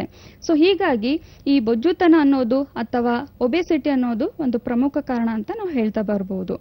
ಇನ್ನು ಮೂರನೇದಾಗಿ ಮುಖ್ಯ ಕಾರಣ ಅಂತ ನಾವು ನೋಡೋದಾದ್ರೆ ಸೊ ಜೆನೆಟಿಕ್ ಫ್ಯಾಕ್ಟರ್ ಅಂತ ಹೇಳ್ಬೋದು, ಅಥವಾ ಫ್ಯಾಮಿಲಿ ಹಿಸ್ಟ್ರಿ ಅಂತ ಹೇಳ್ಬೋದು. ಈಗ ಹೇಳಿರುವಂತ ಕಾರಣಗಳಲ್ಲಿ ಪ್ರಮುಖವಾಗಿ ನೋಡುವಂತ ಕಾರಣ ಅಂದ್ರೆ ಸೊ ನಮ್ಮ ಲೈಫ್ ಸ್ಟೈಲ್, ನ್ಯೂಟ್ರಿಷನ್ ಡೆಫಿಷಿಯನ್ಸಿ ಅಂತ ಹೇಳ್ಬೋದು, ಮತ್ತೆ ಮುಖ್ಯವಾಗಿ ಒಬೆಸಿಟಿ ಈ ಪ್ರಮುಖ ಕಾರಣಗಳಂತ ನಾವು ಹೇಳ್ಬೋದು. ಕಾಲರ್ ರೆಡಿ ಇದ್ದಾರೆ ಮೇಡಮ್. ಮತ್ತೊಬ್ಬ ಕಾಲರ್ ಇದ್ದಾರೆ, ತಗೊಳ್ತೀನಿ. ಹಲೋ ಹಲೋ, ನಮಸ್ಕಾರ. ಯಾರು ಮಾತಾಡೋದು? ನಮಸ್ತೆ ಮ್ಯಾಮ್, ನನ್ನ ಹೆಸರು ರಾಧಾ ಅಂತ. ಓಕೆ, ನಾನು ಮಂಡ್ಯದಿಂದ ಕಾಲ್ ಮಾಡ್ತಿದ್ದೇನೆ. ಹೇಳಿ ರಾಧಾ ಅವ್ರೆ. ನಮ್ಮ ಮಮ್ಮಿಗೆ ಜಾಯಿಂಟ್ಸ್ ಪೇನ್ಸ್ ಇದೆ. ಓಕೆ, ಸೊ ಅವ್ರಿಗೆ ಸ್ಟೆಪ್ಸ್ ಏನ ಹತ್ತಿದ್ರೆ ಇಲ್ಲಾಂದ್ರೆ ಇಳಿದ್ರೆ ಕಾಲಲ್ಲಿ ಸೌಂಡ್ ಬರ್ತಿದೆ. ಓಕೆ, ಸೊ ಅದನ್ನ ಸೊಲ್ಯೂಷನ್ ಕೇಳೋಣ ಅಂತೋಸ್ಕರ ಕಾಲ್ ಮಾಡಿದೆ. ಓಕೆ. ಡಾಕ್ಟರ್ ಈ ಕುರಿತಾದಂತೆ ಹಲವಾರು ನಿಮಗೆ ಉಪಯುಕ್ತವಾದಂಥ ಸಲಹೆಗಳನ್ನ ಕೊಡ್ತಾರೆ. ನೀವು ನೇರವಾಗಿ ಅವ್ರಿಗೆ ಪ್ರಶ್ನೆಯನ್ನ ಕೇಳಿ. Okay ma'am, okay. ಹಲೋ, ಹೇಳಿಮ್ಮ. ಮೇಡಮ್ ನಮಸ್ತೆ, ನನ್ನ ಹೆಸರು ರಾಧಾ ಅಂತ. ನಮಸ್ಕಾರ. ನಮ್ಮ ತಾಯಿಯವ್ರಿಗೆ ಜಾಯಿಂಟ್ಸ್ ಪೇನ್ಸ್ ಇದೆ. Okay, past from 3 to 4 years ಇಂದ. ಓಕೆ, ಮೆಟ್ಲು ಹತ್ತಿದ್ರೆ ಮೆಟ್ಲು ಇಳಿದ್ರೆ ಸೊ ಕಾಲ್ ನೋವು ಬರ್ತಿದೆ. ಓಕೆ, ಸೊ ಮೆಟ್ಲು ಹತ್ತದ್ಮೇಲೆ ಅವ್ರಿಗೆ ಲೈಕ್ ಸೌಂಡ್ ಬರ್ತಿದೆ ಕಾಲಲ್ಲಿ. ಓಕೆ, ಸೊ ಅದೇ ಏನ್ ಪ್ರಾಬ್ಲಮ್ ಆಯ್ತು ಅಂತ ಕೇಳಲಿಕ್ಕೋಸ್ಕರ ಕಾಲ್ ಮಾಡಿದೆ. ಓಕೆ ಅಮ್ಮ. ಇವಾಗ ಅವರಿಗೆ ವಯಸ್ಸು ಎಷ್ಟು? 45. 45. ಈ ಪ್ರಾಬ್ಲಮ್ ಅವರಿಗೆ ಎಷ್ಟು ವರ್ಷದಿಂದ, ಎಷ್ಟು ದಿವಸದಿಂದ ಕಾಣಿಸ್ಕೊಳ್ತಾ ಇದೆ? 2 ರಿಂದ 3 ವರ್ಷದಿಂದ ಅವ್ರಿಗೆ ಪ್ರಾಬ್ಲಮ್ ಇದೆ ಇದು. ಓಕೆ ಅಮ್ಮ. ಏನಾದ್ರು ಟ್ರೀಟ್ಮೆಂಟ್ ಏನಾದ್ರು ಕೊಡ್ಸಿದ್ದೀರಾ ಅವರಿಗೆ ನೀವು? ಹೌದು ಮ್ಯಾಮ್, ಆಕ್ಚುಲಿ ಡಾಕ್ಟರ್ಗೂ ಕೂಡ ಡಾಕ್ಟರ್ ಹೇಳಿದ್ರು ಆಕ್ಚುಲಿ ಆಪರೇಷನ್ ಮಾಡ್ಬೇಕು ಅಂತ. ಓಕೆ. ಸೊ ಇಂಜೆಕ್ಷನ್ ಕೂಡ ತಗೊಂತಿದ್ದಾರೆ. ಈ ನಿಮಿಷಕ್ಕೆ ವಾಸಿ ಆಗುತ್ತೆ, ಮತ್ತೆ 1 ತಿಂಗಳಾದ್ಮೇಲೆ ಇಲ್ಲಾಂದ್ರೆ 1-2-3 ವಾರ ಆದ್ಮೇಲೆ ಮತ್ತೆ ಪ್ರಾಬ್ಲಮ್ ಸ್ಟಾರ್ಟ್ ಆಗುತ್ತೆ. ಓಕೆ ಅಮ್ಮ. ನೋಡಿ, ನೀವು ಹೇಳ್ತಿರುವಂತ ಲಕ್ಷಣಗಳ ಪ್ರಕಾರ ಸೊ ನಿಮ್ಮ ತಾಯಿಗೆ ಆಸ್ಟಿಯೋ ಆರ್ಥ್ರೈಟಿಸ್ ಪ್ರಾಬ್ಲಮ್ ಸ್ಟಾರ್ಟ್ ಆಗಿದೆ ಅಂತಾನೆ ಹೇಳ್ಬಹುದು. ಬಿಕಾಸ್ 45 ವರ್ಷ ಅಂತ ಹೇಳ್ತಾ ಇದ್ದೀರಾ. ಸೊ 35 ಅಥವಾ 30 ಏಜ್ ಆದ್ಮೇಲೆ ಹೆಣ್ಮಕ್ಳಿಗೆ ಮೂಳೆಗಳ ಸಾಂದ್ರತೆ ಅಥವಾ ಮೂಳೆಗಳು ಬೇಗ ವೀಕ್ ಆಗ್ತಾ ಹೋಗುತ್ತೆ. ಅದರಲ್ಲಿ ಇವಾಗ ಅವರಿಗೆ 45 ವಯಸ್ಸು ಅಂತ ಹೇಳ್ತಾ ಇದ್ದೀರಾ. ನಡೀತಾ ಇರ್ಬೇಕಾದಾಗ ಸೌಂಡ್ ಬರ್ತಾ ಇದೆ ಅಂತ ಹೇಳ್ತಾ ಇದ್ದೀರಾ. ಯೂಶುವಲಿ ಆ ಒಂದು ಸೌಂಡ್ಗೆ ನಾವು ಸೈಂಟಿಫಿಕಲಿ ಕ್ರೆಪಿಟಸ್ ಅಂತ ಹೇಳ್ತೀವಿ. ಇದು ಒಂದು ಸೈನ್ ಅಂತಾನೆ ಹೇಳ್ಬಹುದು. ಇದರಿಂದ ಮುಖ್ಯವಾಗಿ ನಾವು ಆಸ್ಟಿಯೋ ಆರ್ಥ್ರೈಟಿಸ್ ಸ್ಟಾರ್ಟ್ ಆಗಿದೆ ಅಂತಾನೂ ಕೂಡ ತಿಳ್ಕೊಳ್ಬಹುದು. ಬಟ್ ಅದಕ್ಕೆ ತಕ್ಕಂತೆ ಹಲವಾರು ಟೆಸ್ಟ್ಗಳು ಕೂಡ ಇರುತ್ತೆ. ಸೊ ಫಸ್ಟ್ ಕರೆಕ್ಟ್ ಆಗಿ ನಾವು ಡಯಾಗ್ನೋಸ್ ಮಾಡೋದು ತುಂಬಾನೇ ಇಂಪಾರ್ಟೆಂಟ್ ಆಗುತ್ತೆ. ಸೊ ಡಾಕ್ಟರ್ ಕೂಡ ನಿಮ್ಗೆ ಸರ್ಜರಿ ಮಾಡಿಸಿ ಅಂತ ಹೇಳ್ತಾ ಇದ್ದಾರೆ ಅಂದಮೇಲೆ ಸೊ ಆಸ್ಟಿಯೋ ಆರ್ಥ್ರೈಟಿಸ್ ಇದೆ ಅಂತ ಡಯಾಗ್ನೋಸ್ ಆದ್ಮೇಲೆ ಕೂಡ ಅವರು ಹೇಳಿರ್ತಾರೆ. ಬಟ್ ಖಂಡಿತ ಎಲ್ಲಾ ಒಂದು ಕಾಯಿಲೆಗೆ ಸರ್ಜರಿ ಅನ್ನೋದೇ ಒಂದು ಪರಿಹಾರ ಇರೋದಿಲ್ಲ. ಯಾವುದೇ ಒಂದು ಸರ್ಜರಿ ಇಲ್ದೇನೆ ಶಾಶ್ವತ ಪರಿಹಾರ ಕೊಡೋದಕ್ಕೂ ಕೂಡ ಹೋಮಿಯೋಪತಿನಲ್ಲಿ ನಾವು ಮೆಡಿಸಿನ್ಸ್ ಗಳನ್ನ ಕೊಟ್ಟು ಆ ಕಾಯಿಲೆಗೆ ಟ್ರೀಟ್ಮೆಂಟ್ ಅನ್ನೋದು ಕೊಡಬಹುದು. ಈಗ ನೀವು ನೋವಿದೆ ಅಂದ ತಕ್ಷಣ ನೋವಿನ ಮಾತ್ರೆ ತಿಂತಾ ಇರ್ತೀರಾ, ಇಂಜೆಕ್ಷನ್ಸ್ ಗಳನ್ನ ಬಳಸ್ತಾ ಇರ್ತೀರಾ. ಬಟ್ ಅದಕ್ಕೆ ತಕ್ಕಂತ ಯಾವುದೇ ರೀತಿಯ ಫಿಸಿಕಲ್ ಆಕ್ಟಿವಿಟೀಸ್ ಆಗ್ಲಿ, ಎಕ್ಸರ್ಸೈಸಸ್ ಆಗ್ಲಿ ಅದನ್ನ ಮಾಡದೇ ಇರೋದ್ರಿಂದನೂ ಕೂಡ ಕಾಯಿಲೆ ಇನ್ನೂ ಜಾಸ್ತಿ ಬೆಳೀತಾ ಹೋಗುತ್ತೆ. ಸರ್ಜರಿಗೆ ಹೋಗೋಕಿನ್ನು ಮುಂಚೆ ಒಂದು ಸಲ ಅವರನ್ನ ಕರ್ಕೊಂಡು ಬಂದು ಸೊ ನಮ್ಮ ಹೋಮಿಯೋಪತಿಗೆ ನೀವು ಕರ್ಕೊಂಡು ಬಂದು ಕನ್ಸಲ್ಟೇಷನ್ ಅಥವಾ ವಿಸಿಟ್ ಮಾಡಿಸಿದ್ರೆ ಅವರ ಕಾಯಿಲೆಗೆ ಕಾರಣ ಏನು ಅಂತ ತಿಳ್ಕೊಂಡು ಅಥವಾ ಎಕ್ಸ್ರೇ ಮುಖಾಂತರ ಯಾವ ಒಂದು ಹಂತದಲ್ಲಿದೆ, ಯಾವ ಒಂದು ಸ್ಟೇಜಲ್ಲಿ ಇದೆ, ಸೊ ನಮ್ಮ ಮೆಡಿಸಿನ್ಸ್ ಮುಖಾಂತರನೇ ಅವರಿಗೆ ಕಾಯಿಲೆ ಗುಣಪಡಿಸ್ಬೋದಾ ಅಂತ ನಾವು ಇನ್ನೂ ನಿಮಗೆ ಡೀಟೇಲ್ಸ್ ಅಲ್ಲಿ ಹೇಳ್ಬೋದು. ಬಟ್ ಅದಕ್ಕೆ ತಕ್ಕಂತೆ ನಾವು ಕೊಡುವಂತ ಟ್ರೀಟ್ಮೆಂಟ್ ಅಥವಾ ಮೆಡಿಸಿನ್ಸ್ ಇಂದ ಅವರು ಯಾವ ಒಂದು ಫಿಸಿಕಲ್ ಎಕ್ಸಸೈಸಸ್ ಇರ್ಬೋದು, ಸೆಲ್ಫ್ ಮ್ಯಾನೇಜ್ಮೆಂಟ್ ಅಂತ ಹೇಳ್ತೀವಿ. ಎಕ್ಸಸೈಸಸ್ ಮಾಡೋದಾದ್ರೆ ಯಾವ ತರದ ಎಕ್ಸಸೈಸಸ್ ಮಾಡಬೇಕಿರುತ್ತೆ, ಎಷ್ಟು ಒಂದು ಪ್ರಮಾಣದಲ್ಲಿ, ಎಷ್ಟು ಒಂದು ಡ್ಯೂರೇಷನ್ ಅಲ್ಲಿ ಅವರು ಮಾಡಬೇಕಿರುತ್ತೆ. ಸೊ ಪ್ರತಿಯೊಂದನ್ನು ಕೂಡ ನಾವಿಲ್ಲಿ ಹೇಳ್ಕೊಡೋದಕ್ಕೂ ಅವರಿಗೆ ಹೆಲ್ಪ್ ಮಾಡ್ತಾ ಇರ್ತೀವಿ. ಅದಕ್ಕೆ ತಕ್ಕಂತೆ ಅವರು ಕೂಡ ಕರೆಕ್ಟ್ ಆಗಿ ಫಾಲೋ ಅಪ್ ಮಾಡ್ತಾ ಹೋದ್ರೆ ಯಾವುದೇ ರೀತಿ ಒಂದು ಸೈಡ್ ಎಫೆಕ್ಟ್ಸ್ ಇಲ್ದೇನೆ ಹೋಮಿಯೋಪತಿ ಟ್ರೀಟ್ಮೆಂಟ್ ಮುಖಾಂತರ ಅವರಿಗೆ ಶಾಶ್ವತ ಪರಿಹಾರ ಕೊಡಬಹುದು. ಸೊ ಮುಖ್ಯವಾಗಿ ಈಗ ಪೇನ್ ಏನ್ ಸ್ಟಾರ್ಟ್ ಆಗ್ತಾ ಇದೆ, ಸೊ ಸೌಂಡ್ ಬರ್ತಾ ಇದೆ ಇವಾಗ ಅಂತ ಹೇಳ್ತಾ ಇದ್ದೀರಾ. ಇನಿಷಿಯಲ್ ಸ್ಟೇಜ್ ಅಲ್ಲಿ ಇದ್ದಾಗ್ಲೇನೆ ನೀವು ಹೋಮಿಯೋಪತಿ ಟ್ರೀಟ್ಮೆಂಟ್ ಅನ್ನ ಕೊಡಿಸಿದ್ರೆ ಸದ್ಯಕ್ಕೆ ನೋವನ್ನೋದು ಕಡಿಮೆ ಆಗೋದಂತ ಅಷ್ಟೇ ಅಲ್ಲ, ಈ ಕಾಯಿಲೆಯಿಂದ, ಈ ಆಸ್ಟಿಯೋ ಆರ್ಥರೈಟಿಸ್ ಇಂದ ಸೊ ಅಲ್ಲಿಂದ ಪೇನ್ ಬೇರೆ ಜಾಯಿಂಟ್ಸ್ ಗೆ ಶಿಫ್ಟ್ ಆಗುವಂತದ್ದಾಗ್ಲಿ, ಅದರಿಂದ ಉಂಟಾಗುವಂತ ಕಾಂಪ್ಲಿಕೇಶನ್ಸ್ ಗಳನ್ನಾಗ್ಲಿ ಅವಾಯ್ಡ್ ಮಾಡೋದಕ್ಕೂ ಕೂಡ ಇಲ್ಲಿ ನಾವು ನಿಮ್ಗೆ ಖಂಡಿತ ಹೆಲ್ಪ್ ಮಾಡಬಹುದು. Okay ma'am. ಥ್ಯಾಂಕ್ ಯು ಮಾ, ಥ್ಯಾಂಕ್ಸ್ ಕರೆ ಮಾಡಿದ್ದಕ್ಕೆ. ಸಂಧಿವಾತ ಬರೋದಕ್ಕೆ ಏನ್ ಕಾರಣ ಅಂತ ನಮ್ಗೆಲ್ಲರಿಗೂ ಗೊತ್ತಾಗಿದೆ. ಈ ಸಂಧಿವಾತದಲ್ಲಿ ಎಷ್ಟು ವಿಧಗಳಿವೆ ಅಂತ ಹೇಳ್ತೀರಾ? ಖಂಡಿತ ಮೇಡಮ್. ಆರ್ಥರೈಟಿಸ್ ಅಥವಾ ಹಲವಾರು ಕಾಯಿಲೆಗಳಲ್ಲಿ ಒಂದು ಸ್ಟೇಜಸ್ ಅನ್ನೋದು ಅಥವಾ ಒಂದು ಟೈಪ್ಸ್ ಅನ್ನೋದು, ಪಾರ್ಟ್ಸ್ ಗಳನ್ನೋದು ಇದ್ದೇ ಇರುತ್ತೆ. ಸೊ ಅದರಲ್ಲೂ ಕೂಡ ಆರ್ಥರೈಟಿಸ್ ಅಲ್ಲೂ ಕೂಡ ಹಲವಾರು ತರದ ಆರ್ಥರೈಟಿಸ್ ಇದೆ. So more than 100 types of arthritis ಇದೆ. ಸೊ 100ಕ್ಕಿಂತ ಹೆಚ್ಚಾಗಿರುವಂತ ಆರ್ಥರೈಟಿಸ್ ಟೈಪ್ಸ್ ಇದೆ. ಅದರಲ್ಲಿ ಪ್ರಮುಖವಾಗಿ ನಾವು ನೋಡುವಂತದ್ದು ಅಂತ ಹೇಳೋದಾದ್ರೆ ಆಸ್ಟಿಯೋ ಆರ್ಥರೈಟಿಸ್ ಅಂತ ಮುಖ್ಯವಾಗಿ ನೋಡುವಂತದ್ದು. ಎರಡನೇದಾಗಿ ರುಮೈಟೆಡ್ ಆರ್ಥರೈಟಿಸ್ ಅಂತ ಹೇಳ್ತಾ ಬರ್ತೀವಿ. ಮೂರನೇದಾಗಿ ಗೌಟಿ ಆರ್ಥರೈಟಿಸ್ ಅಂತ ಹೇಳ್ತೀವಿ. ಇನ್ನು ಲೆಸ್ ಕಾಮನ್ ಆಗಿ ನೋಡುವಂತದ್ದು ಅಂದ್ರೆ ಸೋರಿಯಾಟಿಕ್ ಆರ್ಥರೈಟಿಸ್ ಅಂತ ಹೇಳ್ತೀವಿ. ಆಂಕಲೋಸಿಂಗ್ ಸ್ಪಾಂಡಿಲೈಟಿಸ್ ಅಂತ ಹೇಳ್ತಾ ಬರ್ತೀವಿ. ರಿಯಾಕ್ಟಿವ್ ಆರ್ಥರೈಟಿಸ್ ಅಂತ ಹೇಳ್ತೀವಿ. ಸೆಪ್ಟಿಕ್ ಆರ್ಥರೈಟಿಸ್ ಅಂತ ಹೇಳ್ತೀವಿ. ಈಗಾಗಲೇ ನೀವು ಬಹುಶಃ ಒಂದು 5 ರಿಂದ 6 ವಿಧವಾದಂತಹ ಸಂಧಿವಾತಗಳು ಇದಾವೆ ಅಂತ ತಿಳಿಸಿದ್ರಿ. ಒಂದೊಂದು ಸಂಧಿವಾತಗಳಿಗೂ ಅದರ ಕಾಯಿಲೆಯ ಲಕ್ಷಣಗಳನ್ನ ತಿಳಿಸ್ತೀರಾ? ಖಂಡಿತ ಮೇಡಮ್. ಆಸ್ಟಿಯೋ ಆರ್ಥರೈಟಿಸ್ ಬಗ್ಗೆ ನಾವು ಮುಖ್ಯವಾಗಿ ಮೊದಲು ತಿಳ್ಕೊಳ್ಳೋಣ. ಯಾಕಂತಂದ್ರೆ ಇತ್ತೀಚಿನ ದಿನಗಳಲ್ಲಿ ಕಾಮನ್ ಆಗಿ ಕಾಣ್ತಾ ಇರುವಂತದ್ದು ಅಂದ್ರೆ ಇದು ಆಸ್ಟಿಯೋ ಆರ್ಥರೈಟಿಸ್. ಆಸ್ಟಿಯೋ ಆರ್ಥರೈಟಿಸ್ ಅಂತ ಹೇಳೋದಾದ್ರೆ degenerative changes in the joints, ಅಂದ್ರೆ ಮೂಳೆಗಳು ಸೌದು ಹೋಗುವಂತದ್ದು. Osteoarthritis of the knee joint ಇರಬಹುದು, osteoarthritis of the hip joint ಇರಬಹುದು, ಬ್ಯಾಕ್ ಜಾಯಿಂಟ್ ಇರಬಹುದು, ಅಥವಾ ಶೋಲ್ಡರ್ ಜಾಯಿಂಟ್ ಇರಬಹುದು, ಆಂಕಲ್ ಜಾಯಿಂಟ್ ಇರಬಹುದು. ಮೂಳೆಗಳ ಸವೆತ ನಮಗೆ ಬರೀ ಒಂದೇ ಕಡೆ ಮಾತ್ರ ಇರೋದಿಲ್ಲ. ಸೊ ಎಲ್ಲಾ ಸಂಧಿಗಳಲ್ಲೂ ಕೂಡ ಮುಖ್ಯವಾಗಿ ಒಂದು ದ್ರವ ಅನ್ನೋದು ಇರುತ್ತೆ. ಆ ದ್ರವಗೆ ನಾವು ಸೈನೋವಿಯಲ್ ಫ್ಲೂಯಿಡ್ ಅಥವಾ ಸೈನೋವಿಯಲ್ ದ್ರವ ಅಂತ ಹೇಳ್ತೀವಿ. ಸೊ ಈ ಮೂಳೆಗಳ ನಡುವೆ ಯಾವಾಗ ಇನ್ಫ್ಲಾಮೇಷನ್ ಕಾಣಿಸ್ಕೊಳ್ಳುತ್ತೆ, ಸಮಟೈಮ್ಸ್ ಇನ್ಫೆಕ್ಷನ್ ಕಾಣಿಸ್ಕೊಳ್ಳುತ್ತೆ, ಹಲವಾರು ಕಾರಣಗಳಿಂದ ಈ ಮೂಳೆಗಳ ನಡುವೆ ಇರುವಂತ ಈ ದ್ರವದ ಅಂಶ ಏನ್ ಕಡಿಮೆ ಆಗುತ್ತೆ, ಎರಡು ಮೂಳೆ ಒಂದಕ್ಕೊಂದು ಸಮೀಪ ಬಂದು ಉಜ್ಜಕ್ಕೆ ಸ್ಟಾರ್ಟ್ ಆಗುತ್ತೆ. ಸೊ ಯಾವಾಗ ಈ ಮೂಳೆ ಒಂದಕ್ಕೊಂದು ಉಜ್ಜಕ್ಕೆ ಸ್ಟಾರ್ಟ್ ಆಗುತ್ತೆ ಅವಾಗ ನಾವು ಒಂದು ರೀತಿಯ ಶಬ್ದ ಕೇಳಿಸುತ್ತೆ. ಅದಕ್ಕೆ ನಾವು ಸೈಂಟಿಫಿಕಲಿ ಕ್ರೆಪಿಟಸ್ ಅಂತ ಹೇಳ್ತೀವಿ. ಯೂಶುವಲಿ ಪೇಷಂಟ್ಸ್ ನಮ್ಮ ಹತ್ರ ಬಂದಾಗ ಅವರಿಗೆ ನಾವು ಪ್ರಾಕ್ಟಿಕಲಿ ಎಕ್ಸಾಮಿನ್ ಮಾಡಿದಾಗ ಈ ಕ್ಲಿಯರ್ ಆಗಿ ಸೌಂಡ್ ಅನ್ನೋದು ನಮಗೆ ಕೇಳಿಸ್ತಾ ಇರುತ್ತೆ. ಸೊ ಇದರ ಅರ್ಥ it is a sign of osteoarthritis ಅಂತ ಹೇಳ್ಬೋದು. ಆಸ್ಟಿಯೋ ಆರ್ಥರೈಟಿಸ್ ಅಲ್ಲೂ ಕೂಡ ಒಂದು ಪ್ರೈಮರಿ ಅಂತಾನೂ ಕೂಡ ನೋಡ್ತೀವಿ, ಸೆಕೆಂಡರಿ ಅಂತಾನೂ ಕೂಡ ನೋಡ್ತೀವಿ. ಸೊ ಅದನ್ನ ನಾವು ಕರೆಕ್ಟ್ ಆಗಿ ತಿಳ್ಕೊಳ್ಬೇಕು ಅಂತ ಹೇಳೋದಾದ್ರೆ ಸೊ ಎಕ್ಸಾಮಿನೇಷನ್ ಮತ್ತೆ ಅದಕ್ಕೆ ತಕ್ಕಂತೆ ಟೆಸ್ಟ್ ನ ಮುಖಾಂತರ ನಾವಿಲ್ಲಿ ತಿಳ್ಕೊಳ್ಬಹುದು. ಸೊ ಆಸ್ಟಿಯೋ ಆರ್ಥರೈಟಿಸ್ ಅನ್ನೋದು ಇದರಲ್ಲಿ ನಾವು ನೋಡುವಂತ ಲಕ್ಷಣಗಳಂತ ಹೇಳೋದಾದ್ರೆ ಸೊ ಪೇನ್ ಒಂದು ಕಾಮನ್ ಲಕ್ಷಣ ಅಂತ ಹೇಳ್ಬೋದು. ಈಗ ಮೂಳೆಗಳು ಸೌದು ಹೋಗ್ತಾ ಇದೆ ಅಂದ್ರೆ ಅದು ಮಂಡಿಗೆ ಸಂಬಂಧಪಟ್ಟಾಗೆ ಇದ್ರೆ ಅಥವಾ ಆಂಕಲ್ ಜಾಯಿಂಟ್ಸ್ ಗಳಿಗಾದ್ರೆ ಅಥವಾ ಹಿಪ್ ಜಾಯಿಂಟ್ಸ್ ಗಾದ್ರೆ ಆ ಒಂದು ಸರೌಂಡಿಂಗ್ ರೀಜನ್ ಅಲ್ಲಿ ತುಂಬಾ ಸಿವಿಯರ್ ಆಗಿ ನೋವನ್ನೋದು ಕಾಣಿಸ್ಕೊಳ್ಳುವಂತದ್ದು. ಎರಡನೇದಾಗಿ ಸ್ಟಿಫ್ನೆಸ್ ಅಂತ ಹೇಳ್ತೀವಿ. ಸ್ಟಿಫ್ನೆಸ್ ಅಂತ ಹೇಳೋದಾದ್ರೆ ಈಗ ಮುಂಚೆ ನಾವು ನಾರ್ಮಲ್ ಆಗಿ ಎಷ್ಟು ಈಸಿಲಿ ಮೊಬಿಲಿಟಿ ಅಂತ ಹೇಳ್ತೀವಿ, ಮೂವ್ಮೆಂಟ್ಸ್ ಅಂತ ಹೇಳ್ತೀವಿ. ಬಟ್ ಸಂಧಿವಾತ ಸಮಸ್ಯೆ ಆಸ್ಟಿಯೋ ಆರ್ಥರೈಟಿಸ್ ಕಾಣಿಸ್ಕೊಂಡಾಗ ಅಷ್ಟೊಂದು ಈಸಿಲಿ ನಮಗೆ ಮೂವ್ಮೆಂಟ್ಸ್ ಏನಾಗ್ತಾ ಇರುತ್ತೆ, ಫ್ಲೆಕ್ಸಿಬಲಿ ಆಗೋದಿಲ್ಲ. ಸೊ ಮೂವ್ಮೆಂಟ್ಸ್ ರೆಸ್ಟ್ರಿಕ್ಟ್ ಆಗ್ತಾ ಇರುತ್ತೆ, ಸ್ಟಿಫ್ನೆಸ್ ಜಾಸ್ತಿ ಆಗ್ತಾ ಇರುತ್ತೆ. ಇನ್ನು ಮೂರನೇದಾಗಿ ಸರೌಂಡಿಂಗ್ ಜಾಯಿಂಟ್ಸ್ ಗಳಲ್ಲಿ ಅಥವಾ ಸಂಧಿಗಳ ಸರೌಂಡಿಂಗ್ ಅಲ್ಲಿ ನಾವು ಊತ ಅನ್ನೋದು ಕಾಣ್ತಾ ಬರಬಹುದು. ಸಮ್ಟೈಮ್ಸ್ ರೆಡ್ನೆಸ್ ಕೂಡ ಇರುತ್ತೆ. ಬಟ್ ಆ ನೋವಿಗೆ ನಾವು ಇಲ್ಲಿ ನೆಗ್ಲೆಕ್ಟ್ ಅನ್ನೋದು ಮಾಡ್ತಾ ಹೋದ್ರೆ ಆ ಒಂದು ನೀ ಜಾಯಿಂಟ್ ಬರೀ ಅಲ್ಲಿ ಒಂದು ಮಾತ್ರ ಕಾಣಿಸ್ಕೊಳ್ಳೋದು ಅಷ್ಟೇ ಅಲ್ಲ, ಅಲ್ಲಿಂದ ಬೇರೆ ಬೇರೆ ಜಾಯಿಂಟ್ಸ್ಗೆ ಬೇರೆ ಬೇರೆ ಪಾರ್ಟ್ಸ್ ಗಳಿಗೂ ಕೂಡ ಆ ನೋವನ್ನೋದು ರೇಡಿಯೇಟ್ ಆಗ್ತಾ ಇರುತ್ತೆ. ಈ ಒಂದು ಪ್ರಮುಖ ಲಕ್ಷಣಗಳನ್ನೋದು ನಾವಿಲ್ಲಿ ಆಸ್ಟಿಯೋ ಆರ್ಥರೈಟಿಸ್ ಇರುವಂತ ಪೇಷಂಟ್ಸ್ ಅಲ್ಲಿ ನೋಡ್ತಾ ಇರಬಹುದು. ಸೊ ಇದಕ್ಕೆ ಯಾವುದೇ ಒಂದು ಏಜ್ ಲಿಮಿಟೆಡ್ ಅನ್ನೋದು ಸೊ ಹಿಂದಿನ ದಿನಗಳಲ್ಲಿ ಸೊ 45 ಮತ್ತೆ 50 ವರ್ಷ ಮೇಲ್ಪಟ್ಟವರಲ್ಲಿ ನಾವು ನೋಡ್ತಾ ಇದ್ರೆ ಇತ್ತೀಚಿನ ದಿನಗಳಲ್ಲಿ ಕಡಿಮೆ ಏಜ್ ಇರುವಂತ ಪರ್ಸನ್ಸ್ ಅಲ್ಲೂ, ವ್ಯಕ್ತಿಗಳಲ್ಲೂ ಕೂಡ, ಮಹಿಳೆಯರಲ್ಲೂ ಕೂಡ, ಪುರುಷರಲ್ಲೂ ಕೂಡ ನಾವು ಇದನ್ನ ಕಾಮನ್ ಆಗಿ ಕಾಣ್ತಾ ಇದ್ದೀವಿ. ಸೊ ಬಿಕಾಸ್ ಆಫ್ ಮತ್ತೆ ಅಗೇನ್ ನಮ್ಮ ಲೈಫ್ ಸ್ಟೈಲ್ ಅಂತ ಹೇಳ್ಬೋದು, ಅಗೇನ್ ಮತ್ತೆ ನ್ಯೂಟ್ರಿಷನ್ ಡೆಫಿಷಿಯನ್ಸಿ ಅಂತ ಹೇಳ್ಬೋದು. ಸೊ ಎಷ್ಟೋ ಜನರಿಗೆ ಹುಟ್ಟದಾಗಿಂದನೂ ಕೂಡ ಸಮ್ ಅಬ್ನಾರ್ಮಲಿಟೀಸ್ ಇರುತ್ತೆ. ಸೊ ಕಾಲ್ಗಳ ಸೈಜ್ ಹೆಚ್ಚು ಕಡಿಮೆ ಆಗೋದಾಗ್ಲಿ, ಸೊ ಬೇರೆ ಜೀನ್ಸ್ ಅಲ್ಲಿ ಡಿಫೆಕ್ಟ್ ಆಗುವಂತದ್ದಾಗ್ಲಿ, ಆ ಒಂದು ಕಾರಣದಿಂದನೂ ಕೂಡ ಅವರಿಗೆ ಮೂಳೆಗಳು ಬೇಗ ಸವೆಯುವಂತ ಚಾನ್ಸಸ್ ಇರುತ್ತೆ ಅಂತ ಹೇಳ್ಬೋದು. ಸೊ ಹೀಗಾಗಿ ಆಸ್ಟಿಯೋಆರ್ಥ್ರೈಟಿಸ್ ಅಲ್ಲಿ ನಾವು ಈಗ ಇತ್ತೀಚಿನ ದಿನಗಳಲ್ಲಿ ಎಲ್ಲ ಒಂದು ವಯಸ್ಕರಲ್ಲೂ ಕಾಮನ್ ಆಗಿ ನೋಡ್ತಾ ಇರುವಂತ ಸಮಸ್ಯೆ. ಈಗ ಎಷ್ಟೋ ಜನರಿಗೆ ಡೌಟ್ ಇರುತ್ತೆ, ಈಗ ನೀ ಜಾಯಿಂಟ್ಸ್ ಪೇನ್ ಬಂದ ತಕ್ಷಣ ನೀವು ಆಸ್ಟಿಯೋಆರ್ಥ್ರೈಟಿಸ್ ಅಂತಾನೆ ಹೇಗೆ ಹೇಳ್ತೀರಾ? ಈಗ ನನಗೆ ಪೇನ್ ಅನ್ನೋದು 3 months ಇಂದ ಕಾಣಿಸ್ಕೊಳ್ತಾ ಇದೆ, 6 months ಇಂದ ಕಾಣಿಸ್ಕೊಳ್ತಾ ಇದೆ. ಪ್ರತಿಯೊಂದು ಕಾಯಿಲೆಗೂ ಡಯಾಗ್ನೋಸಿಸ್ ಅನ್ನೋದು ತುಂಬಾನೇ ಇಂಪಾರ್ಟೆಂಟ್ ಇರುತ್ತೆ. ಸೊ ಡಯಾಗ್ನೋಸಿಸ್ ಇವಾಗ ನಾವು ಬರೀ ಮೇಲೆ ಲಕ್ಷಣಗಳಿಂದ ಮಾಡೋದಕ್ಕಾಗೋದಿಲ್ಲ. ಆ ಲಕ್ಷಣಗಳ ಜೊತೆಗೆ ನಾನು ಹೇಳಿದೆ ಒಂದು ಸೌಂಡ್ ಬರುತ್ತೆ ಅಂತ, ಬಟ್ ಆ ಸೌಂಡ್ ಅನ್ನೋದು ನಮಗೆ ಒಂದು ಕ್ಲಿಯರೆನ್ಸ್ ಅನ್ನೋದು ಸಿಕ್ಕಿದಾಗ ಆ ಸೌಂಡ್ ನ ಜೊತೆಗೆ ಎಕ್ಸಾಕ್ಟ್ ಆಗಿ ನಮಗೆ ಇನ್ವೆಸ್ಟಿಗೇಷನ್ಸ್ ಅಥವಾ ಟೆಸ್ಟ್ ಅನ್ನೋದು ಕೂಡ ತುಂಬಾನೇ ಮುಖ್ಯವಾಗುತ್ತೆ. ಸೊ ಆಸ್ಟಿಯೋಆರ್ಥ್ರೈಟಿಸ್ಗೆ ನಾವಿಲ್ಲಿ ಪ್ರಮುಖವಾಗಿ ಎಕ್ಸ್ರೇ ಅಥವಾ MRI ತುಂಬಾನೇ ಇಂಪಾರ್ಟೆಂಟ್ ಆಗುತ್ತೆ. ಸೊ ಎಕ್ಸ್ರೇ ಮಾಡಿಸಿದ್ರು ಕೂಡ ನಮಗೆ ಈಸಿಲಿ ಕರೆಕ್ಟ್ ಆಗಿ ಡಯಾಗ್ನೋಸ್ ಮಾಡಬಹುದು.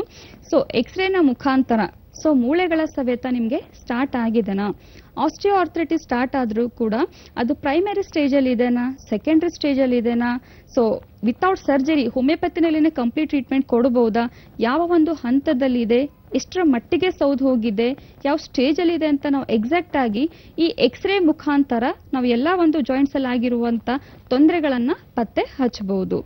ಸೊ ಎರಡನೇದಾಗಿ ರುಮಾಟೆಡ್ ಆರ್ಥ್ರೈಟಿಸ್ ಬಗ್ಗೆ ನಾವು ನೋಡ್ತಾ ಇದ್ದೀವಿ. ಸೊ ಆಸ್ಟಿಯೋಆರ್ಥ್ರೈಟಿಸ್ ಅನ್ನೋದು ಒಂದು ಜಾಯಿಂಟಿಗೆ ಎಫೆಕ್ಟ್ ಆದ್ರೆ ಈ ರುಮಾಟೆಡ್ ಆರ್ಥ್ರೈಟಿಸ್ ಅನ್ನೋದು ಒಂದು ಸ್ಮಾಲರ್ ಜಾಯಿಂಟ್ಸ್ ಇಂದ ಲಾಂಗರ್ ಜಾಯಿಂಟ್ಸ್ ವರೆಗೂ ಎಲ್ಲಾ ಸಂಧಿಗಳಿಗೂ ಎಫೆಕ್ಟ್ ಆಗುವಂತ ಒಂದು ಸಮಸ್ಯೆ ಅಂತ ಹೇಳ್ಬೋದು. ಸೊ ರುಮಾಟೆಡ್ ಆರ್ಥ್ರೈಟಿಸ್ ಅಂದ್ರೆ ಇದು ಆಟೋಇಮ್ಯೂನ್ ಡಿಸೀಸ್, ಇದಕ್ಕೆ ನಾವು ಸ್ವಯಂ ನಿರೋಧಕ ಕಾಯಿಲೆ ಅಂತಾನೂ ಕೂಡ ಹೇಳ್ತೀವಿ. ಸೊ ಆಟೋಇಮ್ಯೂನ್ ಡಿಸೀಸ್ಗಳು ಯಾವುದೇ ಒಂದು ಸ್ಪೆಸಿಫಿಕ್ ರೀಸನ್ ಇಲ್ದೇನೆ ಬರುವಂತ ಕಾಯಿಲೆಗಳು. ಸೊ ಒಂದು ಸಲ ಕಾಣಿಸ್ಕೊಂಡ್ರೆ ಇದು ದೀರ್ಘಕಾಲದ ಸಮಸ್ಯೆ. ಸೊ ಯಾವುದೇ ಒಂದು ಬೇರೆ ತರದ ಆರ್ಥ್ರೈಟಿಸ್ ನಾವು ಕಂಪೇರ್ ಮಾಡಿ ನೋಡೋದಾದ್ರೆ ಏನಾದ್ರೂ ಮೆಡಿಸಿನ್ಸ್ ತಿಂದ್ರೆ, ಪೇನ್ ಕಿಲ್ಲರ್ಸ್ ಇರ್ಬೋದು, ಸ್ವಲ್ಪ ಮಸಾಜ್ ಮಾಡ್ಕೊಂಡ್ರೆ, ವಾಕಿಂಗ್ ಮಾಡಿದ್ರೆ ಬೇಗ ಸರಿ ಹೋಗುತ್ತೆ. ಬಟ್ ರುಮೆಟೆಡ್ ಆರ್ಥ್ರೈಟಿಸ್ ಎಲ್ಲಾ ಆರ್ಥ್ರೈಟಿಸ್ ಕಂಪೇರ್ ಮಾಡಿ ನೋಡೋದಾದ್ರೆ ತುಂಬಾ ಕಾಂಪ್ಲಿಕೇಟೆಡ್ ಆಗಿರುವಂತ ಒಂದು ಆರ್ಥ್ರೈಟಿಸ್ ಟೈಪ್ ಅಂತಾನೆ ಹೇಳ್ತಾ ಬರ್ಬೋದು. ಇದಕ್ಕೆ ನಾವು ಲಾಂಗ್ ಟರ್ಮ್ ಆಟೋಇಮ್ಯೂನ್ ಡಿಸೀಸ್ ಅಂತ ಹೇಳ್ತೀವಿ. ಸೊ ಒಂದು ಸಲ ಈ ಕಾಯಿಲೆ ಅನ್ನೋದು ಕಾಣಿಸ್ಕೊಂಡ್ರೆ ಸೊ ಪ್ರತಿಯೊಂದು ಜಾಯಿಂಟ್ಸ್ಗೂ ಕೂಡ ಎಫೆಕ್ಟ್ ಆಗುತ್ತೆ. ಎಸ್ಪೆಷಲಿ ನಮ್ಮ ಕೈ ಬೆರಳುಗಳಿರ್ಬೋದು, ಕಾಲಿನ ಬೆರಳುಗಳಿರ್ಬೋದು, ಬೆಳಗ್ಗೆ ಎದ್ದಾಗ ಸೊ ಅರ್ಲಿ ಮಾರ್ನಿಂಗ್ ಸ್ಟಿಫ್ನೆಸ್ ಅಂತ ಹೇಳ್ತೀವಿ, ಅದು ಒಂದು ಸ್ಪೆಸಿಫಿಕ್ ಸಿಂಪ್ಟಮ್ ಈ ರುಮೆಟೆಡ್ ಆರ್ಥ್ರೈಟಿಸ್ ಅಲ್ಲಿ ಕಾಣಿಸ್ಕೊಳ್ಳುವಂಥದ್ದು. ಅರ್ಲಿ ಮಾರ್ನಿಂಗ್ ಸ್ಟಿಫ್ನೆಸ್ ಅಂತ ಅಂದಾಗ ಸೊ ಅರ್ಲಿ ಮಾರ್ನಿಂಗ್ ತುಂಬಾ ವೆದರ್ ಕೋಲ್ಡ್ ಇರುತ್ತೆ. ಸೊ ಮೇನ್ ಆಗಿ ಈ ರುಮೆಟೆಡ್ ಆರ್ಥ್ರೈಟಿಸ್ ಪೇನ್ ಹೇಗಿರುತ್ತೆ ಅಂತ ಹೇಳೋದಾದ್ರೆ ಕೋಲ್ಡ್ ವೆದರ್ಗೆ ತುಂಬಾ ಜಾಸ್ತಿ ಅಗ್ರಿವೇಟ್ ಆಗ್ತಾ ಇರುತ್ತೆ. ಸೊ ಯಾವಾಗ ಇದು ಕೋಲ್ಡ್ಗೆ ಅಗ್ರಿವೇಟ್ ಆಗ್ತಾ ಇರುತ್ತೆ, ಅದರ ಜೊತೆಗೆ ಕೈ ಬೆರಳುಗಳ ಸರೌಂಡಿಂಗ್ ಮತ್ತೆ ಕಾಲಿನ ಬೆರಳುಗಳ ಸರೌಂಡಿಂಗ್ ಅಥವಾ ಬೇರೆ ಜಾಯಿಂಟ್ಸ್ ಗಳ ಸರೌಂಡಿಂಗ್ ಏನಾಗುತ್ತೆ ತುಂಬಾ ಜಾಸ್ತಿ ಸ್ವೆಲ್ಲಿಂಗ್ ಕಾಣಿಸ್ಕೊಳ್ಳುತ್ತೆ, ರೆಡ್ನೆಸ್ ಇರುತ್ತೆ, ಸ್ಟಿಫ್ನೆಸ್ ಇರುತ್ತೆ, ಕೈ ಬೆರಳುಗಳು ಮತ್ತೆ ಕಾಲಿನ ಬೆರಳುಗಳನ್ನೋದು ಮಡ್ಚೋದಕ್ಕೆ ಕಷ್ಟ ಆಗ್ತಾ ಹೋಗುತ್ತೆ ಅಥವಾ ನಡಿಬೇಕಾದಾಗ ತುಂಬಾ ಕಷ್ಟ ಆಗ್ತಾ ಹೋಗುತ್ತೆ. ಎಲ್ಲಕ್ಕಿಂತ ಇಂಪಾರ್ಟೆಂಟ್ ಆಗಿ ಸೊ ಇವಾಗ ಬೇರೆ ತರದ ಆರ್ಥ್ರೈಟಿಸ್ ಅಲ್ಲಿ ನಾವು ಬರೀ ಜಾಯಿಂಟ್ಸ್ಗೆ, ಟಿಶ್ಯೂಸ್ಗೆ, ಟೆಂಡಾನ್ಸ್ಗೆ, ಲಿಗಾಮೆಂಟ್ಸ್ಗೆ ಎಫೆಕ್ಟ್ ಆಗುವಂಥದ್ದು ನೋಡೋದಾದ್ರೆ ರುಮೆಟೆಡ್ ಆರ್ಥ್ರೈಟಿಸ್ ಅಲ್ಲಿ ಸೊ ಜಾಯಿಂಟ್ಸ್ ಗಳ ಜೊತೆಗೆ ಬೇರೆ ತರದ ಅಂಗಗಳಿಗೂ ಎಫೆಕ್ಟ್ ಆಗುವಂತ ಆರ್ಥ್ರೈಟಿಸ್ ಅಂತ ಹೇಳೋದಾದ್ರೆ ಅದು ರುಮೆಟೆಡ್ ಆರ್ಥ್ರೈಟಿಸ್ ಅಂತ ನಾವು ಹೇಳ್ಬೋದು. ಸೊ ರುಮೆಟೆಡ್ ಆರ್ಥ್ರೈಟಿಸ್ ಇರುವಂತ ಪೇಷಂಟ್ಸ್ ಸ್ಟಾರ್ಟಿಂಗ್ ಅಲ್ಲಿ ಸೊ ಒಂದ್ಸಲ ನೀವು ಇನ್ವೆಸ್ಟಿಗೇಷನ್ಸ್ ಅನ್ನೋದು ಮಾಡಿಸಿದಾಗ ಮುಖ್ಯವಾಗಿ ಮಾಡಬೇಕಾಗಿರುವಂತ ಟೆಸ್ಟ್ಗಳು ಅಂತ ಹೇಳೋದಾದ್ರೆ ಸೊ CRP ಅಂತ ಹೇಳ್ತೀವಿ, RA ಅಂತ ಹೇಳ್ತೀವಿ, ESR ಟೆಸ್ಟ್ಗಳಂತ ಹೇಳ್ತೀವಿ. ಯಾವಾಗ RA ಮತ್ತೆ CRP ಪಾಸಿಟಿವ್ ಬರುತ್ತೆ ಅವಾಗ ನಾವು ಇದನ್ನ ರುಮೆಟೆಡ್ ಆರ್ಥ್ರೈಟಿಸ್ ಪಾಸಿಟಿವ್ ಇದೆ ಅಂತ ನಾವಿಲ್ಲಿ ಹೇಳ್ತಾ ಬರ್ಬೋದು. ನೀವು ಇನ್ವೆಸ್ಟಿಗೇಷನ್ಸ್ ಮಾಡಿದ ತಕ್ಷಣನೂ ಕೂಡ ನಿಮಗೆ RA ಪಾಸಿಟಿವ್ ಬಂದಿದೆ ಅಂದ್ರೂ ಕೂಡ ನೀವು ಮತ್ತೆ ಸ್ಟಿರಾಯ್ಡ್ ಮೆಡಿಸಿನ್ಸ್ ಅಥವಾ ಅದರ್ ಮೆಡಿಸಿನ್ಸ್ ಗಳನ್ನ ನೀವು ಬಳಸ್ತಾ ಹೋದ್ರೆ ಸೊ ಪೇನಿನ ಇಂಟೆನ್ಸಿಟಿ ಜಾಸ್ತಿ ಆಗೋದಷ್ಟೇ ಅಲ್ಲ, ನೀವು ರುಮೆಟೆಡ್ ಆರ್ಥ್ರೈಟಿಸ್ ಅಲ್ಲಿ ಹಲವಾರು ತರದ ಕಾಂಪ್ಲಿಕೇಶನ್ಸ್ ಗಳನ್ನ ಕೂಡ ಫೇಸ್ ಮಾಡ್ತಾ ಹೋಗ್ಬೇಕಾಗತ್ತೆ. ಸೊ ಆ ಕಾಂಪ್ಲಿಕೇಶನ್ಸ್ ಗಳಲ್ಲಿ ಮುಖ್ಯವಾಗಿ ನಾವು ನೋಡೋದಂದ್ರೆ ಈ ರುಮೆಟೆಡ್ ಆರ್ಥ್ರೈಟಿಸ್ ಪೇಷಂಟ್ಸ್ ನೆಗ್ಲೆಕ್ಟ್ ಮಾಡ್ತಾ ಹೋದಷ್ಟು ಡಿಫಾರ್ಮಿಟಿ ಸ್ಟಾರ್ಟ್ ಆಗುತ್ತೆ. ಡಿಫಾರ್ಮಿಟಿ ಅಂತ ಹೇಳೋದಾದ್ರೆ ಕೈನ ಬೆರಳುಗಳ ಶೇಪೇ ಚೇಂಜ್ ಆಗ್ಬಿಡುತ್ತೆ. ಸೊ ಒಂದು ಸಲ ಶೇಪ್ ಚೇಂಜ್ ಆಗಕ್ಕೆ ಸ್ಟಾರ್ಟ್ ಆದ್ರೆ ಸೊ ಅದನ್ನ ಯಾವುದೇ ರೀತಿಯ ಟ್ರೀಟ್ಮೆಂಟ್ ಕೊಟ್ಟರೂ ಸರಿ ಹೋಗೋದಿಲ್ಲ, ಈವನ್ ಸರ್ಜರಿ ಮಾಡಿದ್ರೂ ಕೂಡ ಕಷ್ಟ ಆಗ್ತಾ ಹೋಗುತ್ತೆ. ಎರಡನೇದಾಗಿ ಸ್ಕಿನ್ ನೋಡ್ಯೂಲ್ಸ್ ಅಂತ ಹೇಳ್ತೀವಿ, ರುಮಟೈಡ್ ನೋಡ್ಯೂಲ್ಸ್ ಅಂತ ಹೇಳ್ತೀವಿ, ಕೈಗಳಲ್ಲಿ ಗಂಟು ಹುಟ್ಕೊಳ್ಳಿಕ್ಕೆ ಸ್ಟಾರ್ಟ್ ಆಗುತ್ತೆ. ಮೂರನೇದಾಗಿ ಲಂಗ್ಸ್ಗೆ ಸರೌಂಡಿಂಗ್ ಅಲ್ಲಿ ಇನ್ಫ್ಲಾಮೇಷನ್ ಕಾಣಿಸ್ಕೊಳ್ಳಿಕ್ಕೆ ಸ್ಟಾರ್ಟ್ ಆಗುತ್ತೆ. ಇನ್ಫ್ಲಾಮೇಷನ್ ಅಂತ ಹೇಳಿದ್ರೆ ಉರಿಯೂತ, ಫೈಬ್ರೋಸಿಸ್ ಅಂತ ಹೇಳ್ತೀವಿ. ಈ ಲಂಗ್ ಫೈಬ್ರೋಸಿಸ್ ಅನ್ನೋದು ಕೂಡ it is a complication of rheumatoid arthritis ಅಂತಾನೂ ಕೂಡ ಸಮಟೈಮ್ಸ್ ನಾವು ಹೇಳ್ಬಹುದು. ಇನ್ನು ಹಾರ್ಟ್ಗೆ ಸಂಬಂಧಪಟ್ಟಿರುವಂತಹ ಕಾಂಪ್ಲಿಕೇಶನ್ ಕೂಡ ರುಮಟೈಡ್ ಆರ್ಥೈಟಿಸ್ ಪೇಷಂಟ್ಸ್ ಕರೆಕ್ಟ್ ಆಗಿ ಟ್ರೀಟ್ಮೆಂಟ್ ತಗೊಳ್ಳಿಲ್ಲ ಅಂದ್ರೆ ಕಾಣಿಸ್ಕೊಳ್ಳುವಂತ ಸಾಧ್ಯತೆಗಳಿರುತ್ತೆ. ಅಂಡ್ ಈವನ್ ರುಮಟೈಡ್ ಆರ್ಥೈಟಿಸ್ ಪೇಷಂಟ್ಸ್ಗೆ ನಾಟ್ ಓನ್ಲಿ ಹಾರ್ಟ್ ಅಷ್ಟೇ ಅಲ್ಲ, ಸೊ ಲಂಗ್ಸ್ ಅಷ್ಟೇ ಅಲ್ಲ, ಸ್ಕಿನ್ಗೆ ಅಷ್ಟೇ ಅಲ್ಲ, ಲಿವರ್ ಮತ್ತೆ ಕಿಡ್ನಿಗೆ ಕೂಡ ಎಫೆಕ್ಟ್ ಆಗುವಂತ ಸಾಧ್ಯತೆಗಳಿರುತ್ತೆ. ಸೊ ಹೀಗಾಗಿ ಇಂಥ ಒಂದು ಕಾಂಪ್ಲಿಕೇಶನ್ಸ್ ಗಳನ್ನ ನಾವು ರುಮಟೈಡ್ ಆರ್ಥೈಟಿಸ್ ಇರುವಂತ ಪೇಷಂಟ್ಸ್ ಅಲ್ಲಿ ನೋಡ್ತಾ ಬರಬಹುದು. ಇನ್ನು ಮೂರನೇದಾಗಿ ಸೊ ನಾವು ಇಲ್ಲಿ ಟೈಪ್ಸ್ ಬಗ್ಗೆ ಹೇಳ್ತಾ ಇದ್ವಿ. ಒಂದು ಆಸ್ಟಿಯೋ ಆರ್ಥ್ರೈಟಿಸ್, ರುಮಟೈಡ್ ಆರ್ಥ್ರೈಟಿಸ್, ಇವಾಗ ಗೌಟಿ ಆರ್ಥ್ರೈಟಿಸ್. ಸೊ ಗೌಟಿ ಆರ್ಥ್ರೈಟಿಸ್ ಅನ್ನೋದು ಲೆಸ್ ಕಾಮನ್ ಆಗಿ ನೋಡುವಂತ ಸಮಸ್ಯೆ. ಬಟ್ ಆದ್ರೂ ಈ ಗೌಟಿ ಆರ್ಥ್ರೈಟಿಸ್ ಅಂದ್ರೆ ಏನು, ಯಾವ ಒಂದು ಕಾರಣಕ್ಕಾಗಿ ಬರುತ್ತೆ ಅಂತ ತುಂಬಾ ಜನರಿಗೆ ಅದ್ರ ಬಗ್ಗೆ ಮಾಹಿತಿ ಇರೋದಿಲ್ಲ. ಸೊ ಗೌಟಿ ಆರ್ಥ್ರೈಟಿಸ್ ಅಂದ್ರೆ ಇದು ಕೂಡ ಒಂದು ಇನ್ಫ್ಲಾಮೇಟರಿ ಡಿಸೀಸ್ ಅಂತಾನೆ ಹೇಳ್ತೀವಿ. ಜಾಯಿಂಟ್ಸ್ ಗಳಲ್ಲಿ ಉರಿಯೂತ ಕಾಣಿಸ್ಕೊಳ್ಳುವಂತದ್ದು. ಅದು ಯಾವ ಒಂದು ಕಂಡೀಷನ್ ಅಲ್ಲಿ ಕಾಣಿಸ್ಕೊಳ್ಳುತ್ತೆ ಅಂದ್ರೆ ಯೂರಿಕ್ ಆಸಿಡ್ ಲೆವೆಲ್ ಜಾಸ್ತಿ ಪ್ರಮಾಣದಲ್ಲಿ ರಕ್ತದಲ್ಲಿ ಕಾಣಿಸ್ಕೊಂಡಾಗ ನಾವು ಅದಕ್ಕೆ ಗೌಟಿ ಅಥವಾ ಗೌಟಿ ಆರ್ಥ್ರೈಟಿಸ್ ಅಂತ ನಾವಿಲ್ಲಿ ಕರಿತಾ ಬರಬಹುದು. Uric acid level more than 6 ಅಥವಾ 7 ಇದ್ರೆ ನಾವು ಅದಕ್ಕೆ ಗೌಟ್ ಇದೆ ಅಂತ ಡಯಾಗ್ನೋಸ್ ಮಾಡಬಹುದು. ಬಟ್ ಬೇರೆ ತರದ ಆರ್ಥ್ರೈಟಿಸ್ ಗಳಿಗೆ ಕಂಪೇರ್ ಮಾಡಿ ನೋಡೋದಾದ್ರೆ ಸೊ ಗೌಟಿ ಆರ್ಥ್ರೈಟಿಸ್ ಅನ್ನೋದು ಎಸ್ಪೆಷಲಿ ಕೆಳಗಡೆ ಭಾಗದಲ್ಲಿ ಆಂಕಲ್ ಜಾಯಿಂಟ್ಸ್ಗೆ, ಪಾದಕ್ಕೆ ಮತ್ತೆ ನೀ ಜಾಯಿಂಟ್ಸ್ಗೆ ಎಫೆಕ್ಟ್ ಆಗುವಂತದ್ದು, ಮತ್ತೆ ಬೆರಳುಗಳಿಗೆ, ಪಾದದ ಬೆರಳುಗಳಿಗೆ ಎಫೆಕ್ಟ್ ಆಗುವಂತ ಕಾಯಿಲೆ. ಈ ಗೌಟ್ ಬರೋದಕ್ಕೆ ಮುಖ್ಯ ಕಾರಣ ಅಂತ ಹೇಳೋದಾದ್ರೆ ಜಾಸ್ತಿ ಆಲ್ಕೋಹಾಲ್ ಅಡಿಕ್ಷನ್. ಈಗ ತುಂಬಾ ಜನರಿಗೆ ಎಸ್ಪೆಷಲಿ ಈ ಕಾಯಿಲೆ ಅನ್ನೋದು ನಾವು ಕಂಪೇರಿಟಿವ್ಲಿ ಫಿಮೇಲ್ಸ್ಗೆ ಕಂಪೇರ್ ಮಾಡಿದ್ರೆ, ಮಹಿಳೆಯರಿಗೆ ಕಂಪೇರ್ ಮಾಡಿದ್ರೆ ಪುರುಷರಲ್ಲಿ ಕಾಣ್ತಾ ಬರಬಹುದು. ಆಲ್ಕೋಹಾಲ್ ಅಡಿಕ್ಷನ್ ಮತ್ತೆ ತುಂಬಾ ಜಾಸ್ತಿ ರೆಡ್ ಮೀಟ್ ಯಾರು ಬಳಸ್ತಾ ಇರ್ತಾರೆ, ಸೊ ಮಾಂಸ ಯಾರು ಜಾಸ್ತಿ ಬಳಸ್ತಾ ಇರ್ತಾರೆ ಅಂತವರಲ್ಲಿ ನಾವು ಈ ಗೌಟಿ ಆರ್ಥೈಟಿಸ್ ಅನ್ನು ಕಾಣ್ತಾ ಬರಬಹುದು. ಎರಡನೇದಾಗಿ ಒಬೆಸಿಟಿ, ತುಂಬಾ ಜಾಸ್ತಿ ದಪ್ಪ ಇರೋರಲ್ಲಿ ಮತ್ತೆ ತುಂಬಾ ಜಾಸ್ತಿ ನಿಂತ್ಕೊಂಡು ಮಾಡುವಂತ ಕೆಲಸ ಯಾರು ಮಾಡ್ತಾ ಇರ್ತಾರೆ, ಸೊ ಅನ್ಹೆಲ್ದಿ ಡಯಟ್ ಯಾರು ಫಾಲೋ ಅಪ್ ಮಾಡ್ತಾ ಇರ್ತಾರೆ ಅಂತವರಲ್ಲಿ ನಾವು ಈ ಗೌಟಿ ಆರ್ಥೈಟಿಸ್ ಅನ್ನೋದು ಜಾಸ್ತಿ ಕಾಣ್ತಾ ಬರಬಹುದು. ಸೊ ಇದರ ಪ್ರಮುಖ ಲಕ್ಷಣಗಂತ ನಾವು ನೋಡೋದಾದ್ರೆ ಒಂದು ಪೇನ್ ಇರುತ್ತೆ, ತುಂಬಾ ಸಿವಿಯರ್ ಇರುತ್ತೆ ಪೇನ್. ಸೆಕೆಂಡ್ ಥಿಂಗ್ ತುಂಬಾ ಸ್ಟಿಫ್ನೆಸ್ ಇರುತ್ತೆ. ಮೂರನೇದಾಗಿ ಕೈ ಬೆರಳುಗಳು ಮಡ್ಚೋದಕ್ಕೂ ಕಷ್ಟ ಆಗ್ತಾ ಇರುತ್ತೆ, ಸ್ವೆಲ್ಲಿಂಗ್ ಇರುತ್ತೆ, ಡಿಫಿಕಲ್ಟಿ ಇನ್ ವಾಕಿಂಗ್ ಇರುತ್ತೆ. ಇಂತಹ ಎಲ್ಲ ಲಕ್ಷಣಗಳನ್ನೋದು ನಾವಿಲ್ಲಿ ಗೌಟ್ ಇರುವಂತ ಪೇಷಂಟ್ಸ್ ಅಲ್ಲಿ ಕಾಣಬಹುದು. ಸೊ ಇದಕ್ಕೆ ಪ್ರಮುಖವಾಗಿರುವಂತದ್ದು ಅಂದ್ರೆ ಯೂರಿಕ್ ಆಸಿಡ್ ಲೆವೆಲ್ ಚೆಕ್ಅಪ್ ಮಾಡಬೇಕಾಗುತ್ತೆ. ಯಾವಾಗ uric acid level more than 6 ಅಥವಾ 7 ಕಾಣಿಸ್ಕೊಳ್ಳುತ್ತೆ ನಾವು ಅದಕ್ಕೆ ಗೌಟಿ ಆರ್ಥ್ರೈಟಿಸ್ ಅಂತ ನಾವಿಲ್ಲಿ ಕರಿತಾ ಬರಬಹುದು. ಕಾಲರ್ ರೆಡಿ ಇದ್ದಾರೆ ಮೇಡಮ್. ಹಲೋ ಹಲೋ, ನಮಸ್ಕಾರ. ನಮಸ್ತೆ ಮೇಡಮ್. ನನ್ನ ಹೆಸರು ದುರ್ಗಪ್ಪ ಅಂತ. ಓಕೆ ನಾನು ಸಿರ್ಸಿಯಿಂದ ಕರೆ ಮಾಡ್ತಿದ್ದೀನಿ. ಓಕೆ ನನಗೆ ಸುಮಾರು 4 ದಿನದಿಂದ ಪ್ರಾಬ್ಲಮ್ ಇದೆ, ಮೈಕೈ ನೋವು. ಓಕೆ ಅದ್ರ ಜೊತೆ 3 ತಿಂಗಳಿಂದ ಜ್ವರ ಕೂಡ ಬರ್ತಾ ಇದೆ. ಇದಕ್ಕೇನಾದ್ರೂ ಸಮಸ್ಯೆಗೆ ಏನಾದ್ರೂ ಪರಿಹಾರ ಸಿಗುತ್ತಾ ಮೇಡಮ್? ಖಂಡಿತವಾಗ್ಲೂ ದುರ್ಗಪ್ಪ ಅವರೇ, ಡಾಕ್ಟರ್ ಇದ್ದಾರೆ, ಡಾಕ್ಟರ್ ಸ್ವಪ್ನಾಲಿ ಅವರಿದ್ದಾರೆ. ನಿಮ್ಮ ಪ್ರಶ್ನೆಗಳು ಏನಿದ್ರು ಅವ್ರ ಹತ್ರ ಕೇಳಿ, ನಿಮ್ಮ ನೋವಿಗೆ ಅಥವಾ ಅದಕ್ಕೇನು ಚಿಕಿತ್ಸೆ ಕೊಡಬೇಕು ಅನ್ನೋದನ್ನ ಅವ್ರು ಹೇಳ್ತಾರೆ ನಿಮಗೆ. Okay madam. Hello hello hello ಹೇಳಿ ಮೇಡಮ್, ನಮಸ್ತೆ. ನನ್ನ ಹೆಸರು ದುರ್ಗಪ್ಪ ಅಂತ, ನಮಸ್ತೆ ಹೇಳಿ. ಸಿರ್ಸಿಯಿಂದ ಕರೆ ಮಾಡ್ತಿದ್ದೀನಿ. ಓಕೆ ನನ್ಗೊಂದು ಸುಮಾರು 5-6 ತಿಂಗಳಿಂದ ಜ್ವರ ಮತ್ತೆ ಮೈಕಾಲ್ ನೋವುಗಳು ತುಂಬಾ ಬರ್ತಾ ಇದೆ. ಓಕೆ ಹತ್ರದ ದವಾಖಾನೆಯಲ್ಲಿ ಟ್ರೀಟ್ಮೆಂಟ್ ಎಲ್ಲ ತಗೊಂಡಿನಿ, ಗುಳಿಗೆ ಎಲ್ಲ. ಓಕೆ ಇನ್ನೂ ಕೂಡ ಕಡಿಮೆ ಆಗ್ತಿಲ್ಲ. 4 ದಿನ ಬಿಟ್ರೆ ಮತ್ತೆ 4 ದಿನದಲ್ಲಿ ಮತ್ತೆ ಸ್ಟಾರ್ಟ್ ಆಗುತ್ತೆ ಸಮಸ್ಯೆ. ಈಗ ನಿಮ್ಗೆ ಕಾಯಿಲೆ ಸ್ಟಾರ್ಟ್ ಆಗಿ 4-5 ತಿಂಗಳಾಗಿದೆನಾ? ಹೌದು, 4-5 ತಿಂಗಳಾಗಿರ್ಬೋದು. ಎಲ್ಲಾ ಒಂದು ಜಾಯಿಂಟ್ಸ್ ಅಲ್ಲೂ ನೋವು ಬರ್ತಾ ಇದ್ದಾನಾ ಅಥವಾ ಪರ್ಟಿಕ್ಯುಲರ್ ಆಗಿ ಇದೇ ಜಾಯಿಂಟ್ ಅಲ್ಲಿ ಅಂತ ಏನಾದ್ರು ನೋವು ಕಾಣಿಸ್ಕೊಳ್ತಾ ಇದ್ದಾನಾ? ಕೈ ಭಾಗ, ಕೈ ಬೆರಳು ಭಾಗ, Okay. ಮಂಡಿ ಭಾಗ, ಓಕೆ. ಈ ತರ ನೋವು ಬರುತ್ತೆ. ಈ ನೋವುಗಳು ಬರೋಕಿನ ಮುಂಚೆ ನಿಮ್ಗೆ ವೈರಲ್ ಫೀವರ್, ಜ್ವರ ಏನಾದ್ರು ಬಂದಿತ್ತಾ? ಹೌದು, ಜ್ವರ ಕೂಡ ಇತ್ತು. ಓಕೆ, ಅದಕ್ಕೆ ಟ್ರೀಟ್ಮೆಂಟ್ ಏನಾದ್ರು ಉಪಯೋಗಿಸ್ತಾ ಇದ್ದೀರಾ? ಜ್ವರಕ್ಕೆ ಏನ್ ತಗೋತಿಲ್ಲ ಆಯ್ತು, ಓಕೆ ಆದ್ರೆ ಪೇನ್ ಕಿಲ್ಲರ್ ಏನಾದ್ರೂ ಇದ್ರು ಮೆಡಿಸಿನ್ ತಗೋತಿದ್ದೀನಿ. ಓಕೆ, ಅದಕ್ಕೆ ತಕ್ಕಂತೆ ಏನಾದ್ರು ರಕ್ತ ಪರೀಕ್ಷೆಗಳು ಏನಾದ್ರು ಮಾಡಿಸಿದೀರಾ? ಇಲ್ಲ ಮೇಡಮ್, ಏನು ಮಾಡಿಸಿಲ್ಲ. ಓಕೆ, ನೋಡಿ ಈಗ ನೀವು ಸುಮಾರು 4-5 ತಿಂಗಳುಗಳಿಂದ ನಿಮ್ಗೆ ನೋವಿದೆ ಅಂತ ಹೇಳ್ತಾ ಇದ್ದೀರಾ. ಆಲ್ಮೋಸ್ಟ್ ಎಲ್ಲಾ ಒಂದು ಜಾಯಿಂಟ್ಸ್ ಅಲ್ಲೂ ಕೂಡ ನೋವು ಬರ್ತಾ ಇದೆ ಅಂತ ಹೇಳ್ತಾ ಇದ್ದೀರಾ. ಚಿಕ್ಕ ಜಾಯಿಂಟ್ಸ್ ಇಂದ ನಿಮ್ಗೆ ಲಾಂಗರ್ ಜಾಯಿಂಟ್ಸ್ ವರೆಗೂ ಪೇನ್ ಇದೆ ಅಂತ ಹೇಳ್ತಾ ಇದ್ದೀರಾ. ಕೈ ಬೆರಳು, ಕಾಲಿನ ಬೆರಳುಗಳಲ್ಲೂ ಕೂಡ ನೋವಿದೆ ಅಂತ ಹೇಳ್ತಾ ಇದ್ದೀರಾ. ಅಂಡ್ ನೋಡಿ, ಎಷ್ಟೋ ಒಂದು ಸಲ ನಾವೇನಾಗುತ್ತೆ, ಈ ರೂಮಟೆಡ್ ಆರ್ಥ್ರೈಟಿಸ್ ಅಥವಾ ಸೀರೋ ನೆಗೆಟಿವ್ ಆರ್ಥ್ರೈಟಿಸ್ ಅಂತ ನಾವೇನು ಹೇಳ್ತೀವಿ, ಈ ಒಂದು ಕಾಯಿಲೆ ಅನ್ನೋದು ಸುಮಾರು ಜನರಲ್ಲಿ ಹಿಸ್ಟ್ರಿ ಆಫ್ ವೈರಲ್ ಫೀವರ್ ಅಂತ ನಾವೇನು ಹೇಳ್ತೀವಿ, ಎಷ್ಟೋ ಜನರಿಗೆ ಡೆಂಗು ಆದ್ಮೇಲೆ, ಎಷ್ಟೋ ಜನರಿಗೆ ಚಿಕನ್ ಗುನ್ಯ ಆದ್ಮೇಲೆ, ಈ ವೈರಲ್ ಫೀವರ್ ಆದ್ಮೇಲೆ ಕಾಣಿಸ್ಕೊಳ್ಳುವಂಥದ್ದು. ಸೊ ಅದಕ್ಕೆ ವೈರಲ್ ಆರ್ಥೈಟಿಸ್ ಅಂತಾನೂ ಕೂಡ ನಾವು ಹೇಳ್ಬೋದು. ಸೊ ಮುಖ್ಯವಾಗಿ ನಿಮಗೆ ರುಮಟೆಡ್ ಆರ್ಥೈಟಿಸ್ ಇದೆನಾ, ವೈರಲ್ ಆರ್ಥೈಟಿಸ್ ಇದೆನಾ, ಸಿರೋ ನೆಗೆಟಿವ್ ಆರ್ಥೈಟಿಸ್ ಇದೆನಾ ಅಂತ ತಿಳ್ಕೊಳ್ಳೋದು ತುಂಬಾನೇ ಇಂಪಾರ್ಟೆಂಟ್ ಆಗುತ್ತೆ. ಯಾಕಂದ್ರೆ ಈ ತರದ ಕಾಯಿಲೆಗಳು ಇದು ಆಟೋ ಇಮ್ಯೂನ್ ಡಿಸೀಸ್ ಅಂತ ಹೇಳ್ಬೋದು, ಸ್ವಯಂ ನಿರೋಧಕ ಕಾಯಿಲೆಗಳಂತ ನಾವು ಹೇಳ್ತೀವಿ. ಸೊ ಒಂದು ಸಲ ಈ ಕಾಯಿಲೆ ಅನ್ನೋದು ಕಾಣಿಸ್ಕೊಂಡ್ರೆ ಇದಕ್ಕೆ ಶಾಶ್ವತ ಪರಿಹಾರ ಕೊಡೋದು ತುಂಬಾನೇ ಕಷ್ಟ ಆಗ್ತಾ ಹೋಗುತ್ತೆ. ಆ ವಿಷಯದಲ್ಲಿ ನೀವು ನೆಗ್ಲೆಕ್ಟ್ ಮಾಡ್ತಾ ಹೋದ್ರೆ ಸೊ ಕಾಂಪ್ಲಿಕೇಶನ್ಸ್ ಹೆಚ್ಚಾಗ್ತಾ ಹೋಗುತ್ತೆ. ಸೊ ಕೈ ಬೆರಳುಗಳ ಮತ್ತೆ ಕಾಲಿನ ಬೆರಳುಗಳ ನೋವು ಜಾಸ್ತಿ ಆಗೋದು ಅಷ್ಟೇ ಅಲ್ಲ, ಒಂದು ಹಂತಕ್ಕೆ ನೀವು ಕರೆಕ್ಟ್ ಆಗಿ ಟ್ರೀಟ್ಮೆಂಟ್ ಗಳನ್ನ ಫಾಲೋ ಮಾಡಲಿಲ್ಲ ಅಂತ ಹೇಳೋದಾದ್ರೆ ಸೊ ಕೈನ ಬೆರಳುಗಳ ಶೇಪ್ ಚೇಂಜ್ ಆಗುವಂತ ಸಾಧ್ಯತೆಗಳು ಕೂಡ ಇರುತ್ತೆ. ಬಟ್ ಎಕ್ಸಾಕ್ಟ್ ಆಗಿ ನಿಮ್ಗೆ ಇದೇ ತರದ ಆರ್ಥ್ರೈಟಿಸ್ ಇದೆನಾ ಇಲ್ವಾ ಅಂತ ನಾವು ತಿಳ್ಕೊಳ್ಳೋದು ತುಂಬಾನೇ ಮುಖ್ಯವಾಗುತ್ತೆ. ಯಾಕಂದ್ರೆ ನೀವು ನೋವಿದೆ ಅಂತ ಹೇಳ್ತಾ ಇದ್ದೀರಾ ಹೊರತು 5 ತಿಂಗಳುಗಳಿಂದ ಯಾವುದೇ ತರದ ಅದಕ್ಕೆ ತಕ್ಕಂತೆ ಟೆಸ್ಟ್ ಗಳನ್ನೋದು ಮಾಡಿಸಿಲ್ಲ ಅಂತಾನು ಕೂಡ ಹೇಳ್ತಾ ಇದ್ದೀರಾ.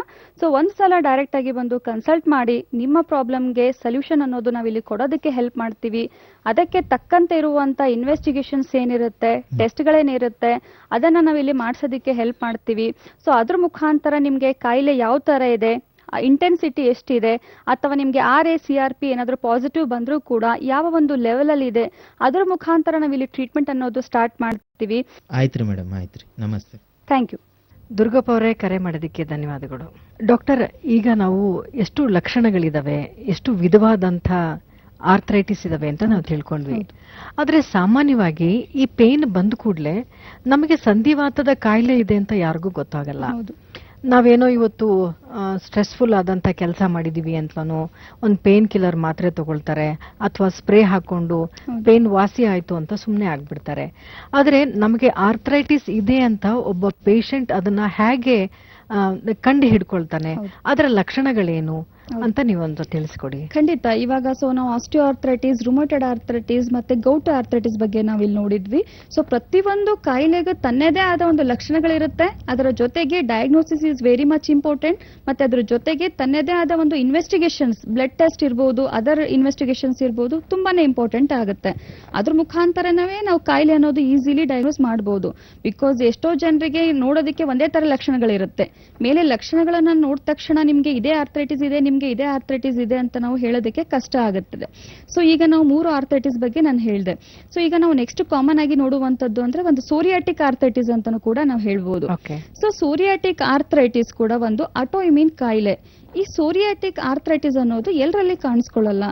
ದೀರ್ಘ ಕಾಲದಿಂದ ಸೋರಿಯಾಸಿಸ್, ಚರ್ಮದ ಕಾಯಿಲೆಯಿಂದ ಬಳಲ್ತಾ ಇರುವಂತ ಪೇಷಂಟ್ಸ್ ಯಾವಾಗ ತುಂಬಾ ನೆಗ್ಲೆಕ್ಟ್ ಮಾಡ್ತಾ ಹೋಗ್ತಾರೆ, ಸೊ ಅವರಿಗೆ ಕಾಣಿಸ್ಕೊಳ್ಳುವಂತ ಒಂದು ಕಾಂಪ್ಲಿಕೇಶನ್ ಅಂತ ಹೇಳೋದಾದ್ರೆ ಸೋರಿಯಾಟಿಕ್ ಆರ್ಥ್ರೈಟಿಸ್.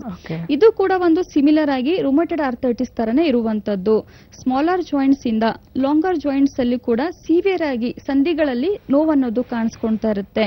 ತುಂಬಾ ಜಾಸ್ತಿ ಸ್ಟಿಫ್ನೆಸ್ ಇರುತ್ತೆ, ಸ್ವೆಲ್ಲಿಂಗ್ ಇರುತ್ತೆ, ಅರ್ಲಿ ಮಾರ್ನಿಂಗ್ ಚಳಿಗೆ ತುಂಬಾ ಜಾಸ್ತಿ ಆಗುತ್ತೆ, ಬಿಸಿಗೆ ಸ್ವಲ್ಪ ಆರಾಮ್ ಅನಿಸ್ತಾ ಇರುತ್ತೆ. ಸೊ ಇಂಥ ಒಂದು ಲಕ್ಷಣಗಳನ್ನೋದು ನಾವಿಲ್ಲಿ ಸೋರಿಯಾಟಿಕ್ ಆರ್ಥ್ರೈಟಿಸ್ ಇರುವಂತ ಪೇಷಂಟ್ಸ್ ಅಲ್ಲಿ ಕಾಣ್ತಾ ಬರಬಹುದು. ಇನ್ನು ನಾವು ನೋಡೋದಾದ್ರೆ ಆಂಕಲೋಸಿಂಗ್ ಸ್ಪಾಂಡಿಲೋಟಿಸ್ ಅಂತಾನೂ ಕೂಡ ಹೇಳ್ತೀವಿ. ಈ ಆಂಕಲೋಸಿಂಗ್ ಸ್ಪಾಂಡಿಲೈಸಿಸ್ ಕೂಡ ಒಂದು ಪ್ರಮುಖವಾದ ಆರ್ಥ್ರೈಟಿಸ್ ಅಂತ ಹೇಳ್ಬೋದು. ಅಂಡ್ ಇದನ್ನು ಕೂಡ ಆಟೋಇಮ್ಯೂನ್ ಕಾಯಿಲೆ ಅಂತಾನೆ ಹೇಳ್ತಾ ಹೋಗ್ಬೋದು. ಅದಕ್ಕೆ ನಾವು ಸ್ವಯಂ ನಿರೋಧಕ ಕಾಯಿಲೆ ಅಂತಾನೂ ಕೂಡ ಹೇಳ್ತಾ ಬರ್ತೀವಿ. ಸೊ ಒಂದು ಸಲ ಈ ಕಾಯಿಲೆ ಅನ್ನೋದು ಕಾಣಿಸ್ಕೊಂಡ್ರೆ ಸೊ ವಾಸಿ ಆಗೋದಾಗ್ಲಿ ಅಥವಾ ಸಂಪೂರ್ಣವಾಗಿ ಅದಕ್ಕೆ ಟ್ರೀಟ್ಮೆಂಟ್ ಕೊಡೋದಾಗ್ಲಿ ತುಂಬಾನೇ ಕಷ್ಟ ಆಗ್ತಾ ಹೋಗುತ್ತೆ. ಬಿಕಾಸ್ ಈ ಕಾಯಿಲೆಯಿಂದ ಬಳಲ್ತಾ ಇರೋರು HLA-B27 ಅಂತ ಹೇಳ್ತೀವಿ.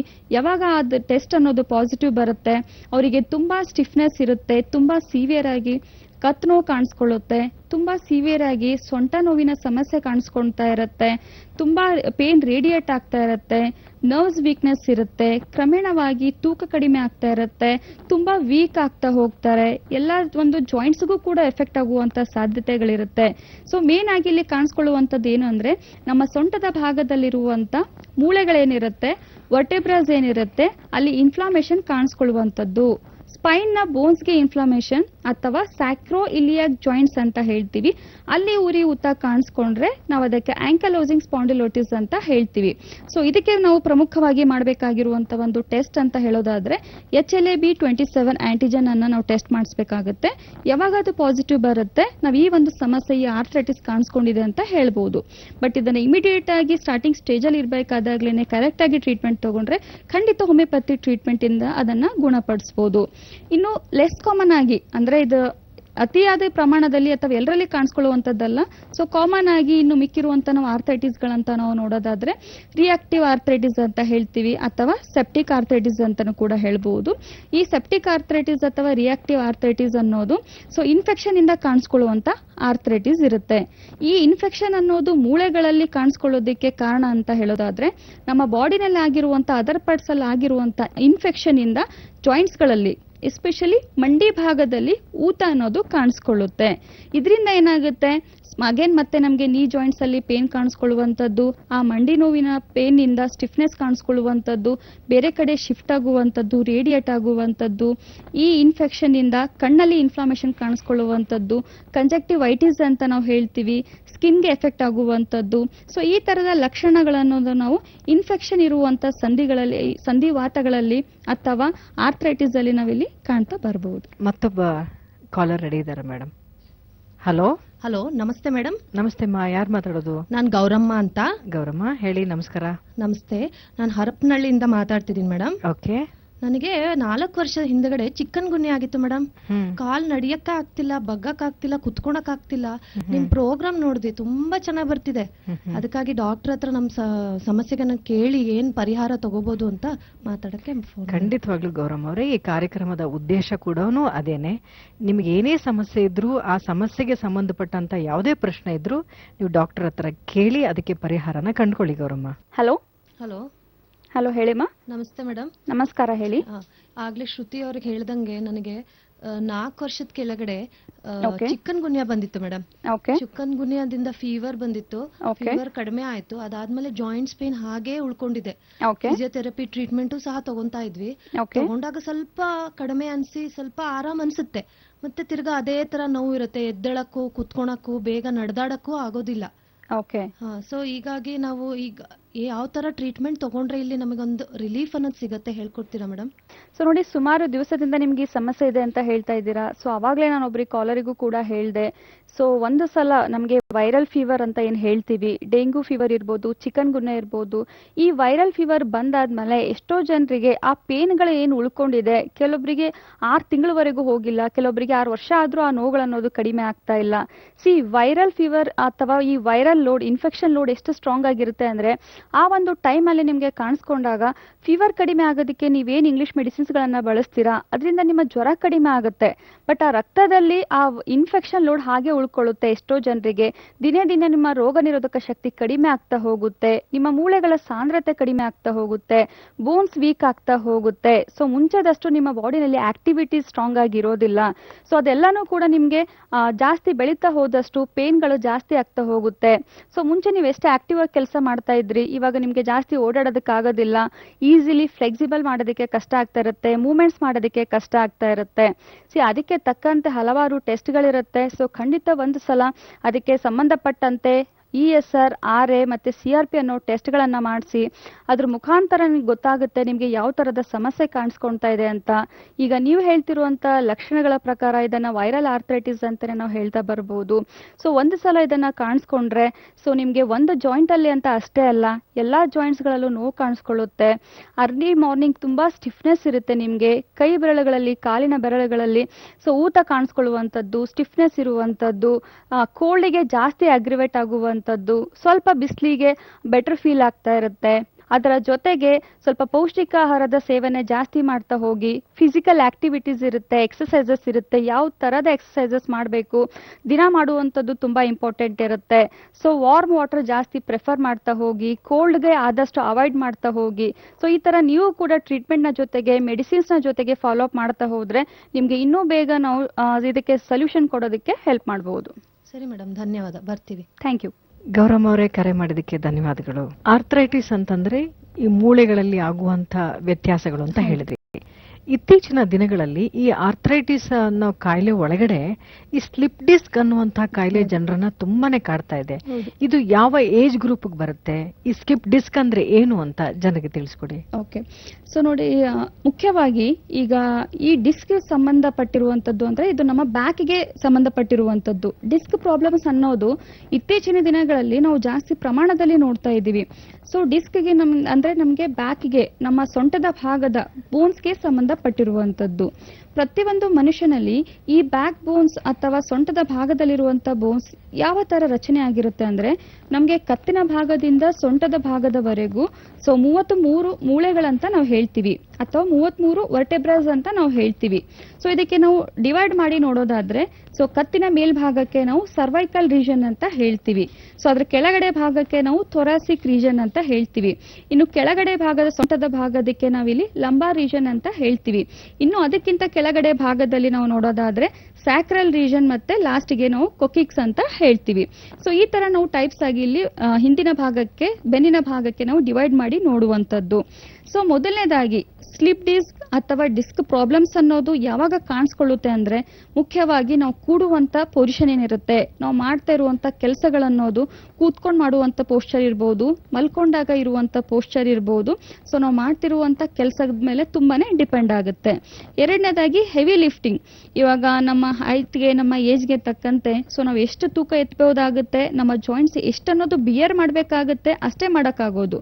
ಸೊ ಅದಕ್ಕಿಂತ ಜಾಸ್ತಿ ಪ್ರಮಾಣದಲ್ಲಿ ತೂಕ ಎತ್ತಕ್ಕೆ ಹೋದಾಗ ಅಥವಾ ಹೆವಿ ಲಿಫ್ಟಿಂಗ್ ಇಂದ ಏನಾಗುತ್ತೆ, ಸಮಟೈಮ್ಸ್ ಈ ಡಿಸ್ಕ್ ಸ್ಲಿಪ್ ಆಗುವಂತದ್ದು ಅಥವಾ ಬಲ್ಜ್ ಆಗುವಂತದ್ದು, ಇಂಟ್ರಾವರ್ಟೆಬ್ರಲ್ ಡಿಸ್ಕ್ ಪ್ರೊಲ್ಯಾಪ್ಸ್ ಅಂತಾನು ಕೂಡ ನಾವು ಹೇಳ್ತೀವಿ. ಸೊ ಡಿಸ್ಕ್ ಅಲ್ಲಿ ಬಲ್ಜಿಂಗ್ ಕಾಣಿಸ್ಕೊಳ್ಳುವಂತದ್ದು, ನರ್ವ್ಸ್ ವೀಕ್ ಆಗುವಂತದ್ದು, ನರ್ವ್ಸ್ ಕಂಪ್ರೆಷನ್ ಆಗುವಂತದ್ದು. ನರ್ವ್ಸ್ ಕಂಪ್ರೆಷನ್ ಅಂತ ಹೇಳೋದಾದಾಗ, ಯಾವಾಗ ಹಿಂದಿನ ಮೂಳೆಗಳಲ್ಲಿ ಗ್ಯಾಪ್ ಕಡಿಮೆ ಆಗ್ತಾ ಹೋಗುತ್ತೆ, ಈ ಮೂಳೆಗಳು ಹತ್ರ ಬಂದಾಗ ಆ ನರ್ವ್ಸ್ಗೆ ಒತ್ತಕ್ಕೆ ಸ್ಟಾರ್ಟ್ ಆಗುತ್ತೆ. ಅದಕ್ಕೆ ನಾವು ನರ್ವ್ಸ್ ಕಂಪ್ರೆಷನ್ ಅಂತ ಹೇಳ್ತೀವಿ. ಅಂತ ಟೈಮಲ್ಲಿ ಏನಾಗುತ್ತೆ, ಈವನ್ ಪೇನ್ ಎಲ್ಲಾ ಕಡೆನೂ ಶಿಫ್ಟ್ ಆಗುತ್ತೆ. ಬಿಕಾಸ್ ಮೇಲ್ಭಾಗದಿಂದ ಕೆಳಗಡೆ ಭಾಗವರೆಗೂ ಈ ಸ್ಪೈನ್ ನರ್ವ್ಸ್ ಅನ್ನೋದು ಎಲ್ಲಾ ಕಡೆನೂ ಒಂದೇನೆ ಕನೆಕ್ಟೆಡ್ ಇರೋದ್ರಿಂದ ಒಂದ್ ಕಡೆ ಎಫೆಕ್ಟ್ ಆದ್ರೆ ಅದನ್ನ ನಾವು ನೆಗ್ಲೆಕ್ಟ್ ಮಾಡ್ತಾ ಹೋದ್ರೆ ಕೆಳಗಡೆ ಭಾಗದಿಂದ ಕತ್ ಭಾಗಕ್ಕೂ ಹೋಗ್ಬೋದು, ಅಥವಾ ಕತ್ತಿನ ಭಾಗದಿಂದ ಶೋಲ್ಡರ್ ಜಾಯಿಂಟ್ಗೆ ಎಫೆಕ್ಟ್ ಆಗುತ್ತೆ, ಶೋಲ್ಡರ್ ಜಾಯಿಂಟ್ ಇಂದ ಕೈ ಬೆರಳುಗಳಿಗೆ ನೋವು ಅನ್ನೋದು ಶಿಫ್ಟ್ ಆಗುವಂತದ್ದು. ಯಾವಾಗ ಡಿಸ್ಕ್ ಪ್ರಾಬ್ಲಮ್ಸ್ ಅನ್ನೋದು ಅಥವಾ ಇದರಲ್ಲಿ ನಾವು ವಿಧಗಳಂತ ನಾವು ನೋಡೋದಾದ್ರೆ, ಈವನ್ ಕತ್ತಿನ ನೋವಲ್ಲಿ ಭಾಗದಲ್ಲಿ ಕಾಣಿಸ್ಕೊಳ್ಳುವಂತದ್ದು ಅಂದ್ರೆ ಸರ್ವೈಕಲ್ ಸ್ಪಾಂಡಿಲೋಸಿಸ್ ಅಂತ ಹೇಳ್ತೀವಿ. ಇನ್ನು ಸೊಂಟದ ಭಾಗದಲ್ಲಿ ಕಾಣಿಸ್ಕೊಳ್ಳುವಂತ ಸಮಸ್ಯೆಗಳಿಗೆ ನಾವು ಲಂಬಾರ್ ಸ್ಪಾಂಡಿಲೋಸಿಸ್ ಅಂತ ನಾವು ಹೇಳ್ತೀವಿ. ಇದು ನರ್ವ್ಸ್ಗೆ ಸಂಬಂಧಪಟ್ಟಿರುವಂತ ಸಮಸ್ಯೆ. ಯಾವಾಗ ನಾವು ಸ್ಪಾಂಡಿಲೋಸಿಸ್ ಕಾಣಿಸ್ತಾ ಇದ್ರೂ ಕೂಡ ನೆಗ್ಲೆಕ್ಟ್ ಮಾಡ್ತಾ ಹೋಗ್ತೀವಿ, ನೆಗ್ಲಿಜೆನ್ಸಿ ಮಾಡ್ತಾ ಹೋದ್ರೆ ರ್ಯಾಡಿಕ್ಯುಲೋಪತಿ ಅನ್ನೋ ಒಂದು ಸಮಸ್ಯೆನೂ ಕೂಡ ಇಲ್ಲಿ ಕಾಣ್ತಾ ಬರ್ಬೋದು. ಹಾಗಂದ್ರೆ ನರ್ವ್ಸ್ ವೀಕ್ನೆಸ್ ಕಾಣಿಸ್ಕೊಳ್ಳುವಂಥದ್ದು, ತೊಡೆ ಭಾಗದಿಂದ ಪಾದದ ಭಾಗವರೆಗೂ ಪೇನ್ ಶಿಫ್ಟ್ ಆಗುವಂಥದ್ದು, ಸೆಳೆತ ಬರುವಂಥದ್ದು. ಎಷ್ಟೋ ಜನ ಹೇಳ್ತಾರೆ ಸೆಳೆತ ಬರುತ್ತೆ, ತುಂಬಾ ಜೋಮ್ ಬರ್ತಾ ಇದೆ, ದಿನೇ ದಿನೇ ಸ್ಪರ್ಶ ಕಡಿಮೆ ಆಗ್ತಾ ಇದೆ, ಪಾದದಲ್ಲಿ ಏನಾದ್ರೂ ಮುಟ್ಟಿದ್ರೂ ಗೊತ್ತಾಗ್ತಾ ಇಲ್ಲ, ಏನಾದ್ರೂ ಚುಚ್ಚಿದ್ರೂ ಗೊತ್ತಾಗ್ತಾ ಇಲ್ಲ. ಸೊ ರ್ಯಾಡಿಕ್ಯುಲೋಪತಿ ಅನ್ನೋದು ನೆಗ್ಲಿಜೆನ್ಸಿ ಮಾಡಿದಾಗ ಉಂಟಾಗುವಂತ ಒಂದು ಕಾಂಪ್ಲಿಕೇಶನ್ ಅಂತ ನಾವಿಲ್ಲಿ ಹೇಳ್ತಾ ಬರ್ಬೋದು. ಅದನ್ನ ಯೂಶುವಲಿ ನಾವು ಡಿಸ್ಕಿಗೆ ಸಂಬಂಧಪಟ್ಟಿರುವಂತ ಅಥವಾ ಡಿಸ್ಕ್ ಪ್ರಾಬ್ಲಮ್ ಇಂದ ಉಂಟಾಗುವಂತ ಸಮಸ್ಯೆಗಳಲ್ಲಿ ನೋಡುವಂತ ಒಂದು ಕಾಂಪ್ಲಿಕೇಶನ್ ಅಂತ ನಾವಿಲ್ಲಿ ಅದ್ರ ಬಗ್ಗೆ ಹೇಳ್ಬಹುದು. ಸ್ಲಿಪ್ ಡಿಸ್ಕ್ ಬಗ್ಗೆ ತಿಳಿಸ್ಕೊಟ್ರಿ.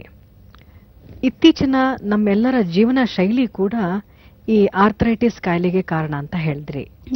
ನಮ್ಮ ಜೀವನ ಶೈಲಿಯನ್ನ ಈ ಕಾಯಿಲೆ ಬಂದ ನಂತರ ಅಥವಾ ಬರೋಕ್ ಮುಂಚೆ ನಮ್ಮ ಜೀವನ ಶೈಲಿಯನ್ನ ಹೇಗೆ ಬದಲಾಯಿಸ್ಕೊಳ್ಬೇಕು? ಖಂಡಿತ ಪ್ರತಿಯೊಂದು ಕಾಯಿಲೆಗೂ ಟ್ರೀಟ್ಮೆಂಟ್ ನ ಜೊತೆಗೆ ಮ್ಯಾನೇಜ್ಮೆಂಟ್ ಅನ್ನೋದು ತುಂಬಾನೇ ಇಂಪಾರ್ಟೆಂಟ್ ಆಗುತ್ತೆ. ಎಲ್ಲಾ ಕಾಯಿಲೆಗಳಿಗೂ ಕೂಡ ಓನ್ಲಿ ಮೆಡಿಸಿನ್ಸ್ ಅನ್ನೋದು ಅಷ್ಟೇ ಇಂಪಾರ್ಟೆಂಟ್ ಇರೋದಿಲ್ಲ, ಓನ್ಲಿ ಟ್ರೀಟ್ಮೆಂಟ್ ಅಷ್ಟೇ ಇಂಪಾರ್ಟೆಂಟ್ ಇರೋದಿಲ್ಲ. ಟ್ರೀಟ್ಮೆಂಟ್ ಅಥವಾ ಮೆಡಿಸಿನ್ಸ್ ನ ಜೊತೆಗೆ ನಿಮ್ಮ ಎಫರ್ಟ್ ಕೂಡ, ನಿಮ್ಮ ಒಂದು ಸೆಲ್ಫ್ ಮ್ಯಾನೇಜ್ಮೆಂಟ್ ಕೂಡ ತುಂಬಾನೇ ಇಂಪಾರ್ಟೆಂಟ್ ಆಗುತ್ತೆ. ಈಗ ನಾವು ಹಲವಾರು ಆರ್ಥರೈಟಿಸ್ ಬಗ್ಗೆ ಇಲ್ಲಿ ಮಾತಾಡಿದ್ವಿ. ಎಸ್ಪೆಷಲಿ ರುಮೈಟೆಡ್ ಆರ್ಥರೈಟಿಸ್, ಆಂಕಲೋಜಿಂಗ್ ಸ್ಪಾಂಡಿಲೈಟಿಸ್, ಈ ತರ ಒಂದು ಕಾಂಪ್ಲಿಕೇಟೆಡ್ ಇರುವಂತ ಆರ್ಥರೈಟಿಸ್ ಅನ್ನೋದು ಕಾಣಿಸ್ಕೊಂಡಾಗ ನಿಮ್ಮ ಲೈಫ್ ಸ್ಟೈಲ್ ಅನ್ನೋದು ನೀವು ಚೇಂಜ್ ಮಾಡ್ಕೊಳ್ಳೇಬೇಕಾಗುತ್ತೆ. ಯಾಕಂದ್ರೆ ಲೈಫ್ ಸ್ಟೈಲ್ ಚೇಂಜಸ್ ಮಾಡ್ಕೊಂಡಾಗ ಮೆಡಿಸಿನ್ಸ್ ಇನ್ನೂ ಬೇಗ ನಿಮ್ಗೆ ಈಸಿಲಿ ವರ್ಕೌಟ್ ಆಗುತ್ತೆ.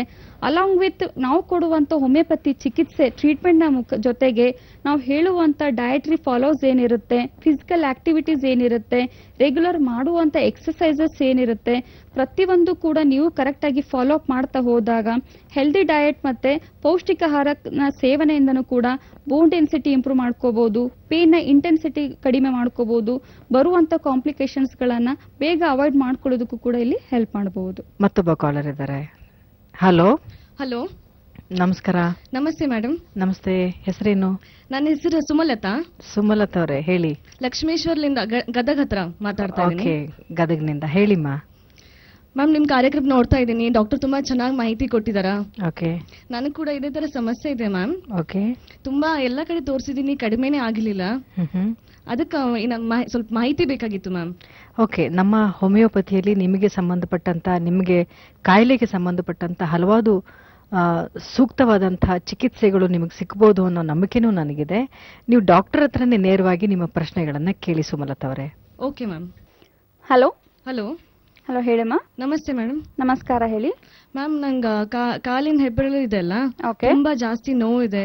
ಓಕೆ 5 ವರ್ಷದಿಂದ ಪ್ರಾಬ್ಲಮ್ ಇದೆ ನನಗೆ. ಎಲ್ಲಾ ಕಡೆ ಟ್ರೀಟ್ಮೆಂಟ್ ತಗೊಂಡು ಸಾಕಾಗಿದೆ ನನ್ಗ. ಓಕೆ, ಓನ್ಲಿ ನಿಮ್ಗೆ ಕಾಲಿನ ಬೆರಳುಗಳಲ್ಲಿ ಮಾತ್ರ ನೋವು ಕಾಣಿಸ್ಕೊಳ್ತಾ ಇದೆನಾ? ಇಲ್ಲ, ಇವಾಗ ಕಾಲ್ ಬೆರಳಿದೆ ಅಲ್ಲ, ಫಸ್ಟ್ ಹೆಬ್ಬೆರಳು ಶುರು ಆಗಿತ್ತು. ಓಕೆ, ಅದು ಅಂದ್ಮೇಲೆ ಇವಾಗ ಕಾಲ್ ಬೆರಳಿದೆ ಅಲ್ಲ, ಹೌದು. ಎಲ್ಲಾ ಕಡೆ ನೋವು ಶುರು ಆಗಿದೆ. ಇವಾಗ ನಡೆಯಕ್ ತುಂಬಾ ತೊಂದರೆ ಆಗುತ್ತೆ ನನ್ಗ. ಆ ಭಾಗದಲ್ಲಿ ನಿಮ್ಗೆ ಊತ ಅಥವಾ ಸ್ವೆಲ್ಲಿಂಗ್ ಏನಾದ್ರು ಕಾಣಿಸ್ತಾ ಇದೆನಾ? ಹೌದು ಮೇಡಮ್. ಓಕೆ, ನಿಮ್ಗೆ ವಯಸ್ಸು ಎಷ್ಟಮ್ಮ? ನೀವು ಏನ್ ಕೆಲಸ ಮಾಡ್ತೀರಾ ಅಥವಾ ಹೌಸ್ ವೈಫ್ ಇರೋದಾ, ಯಾವ ತರ? 35 ವರ್ಷ ನನ್ಗೆ.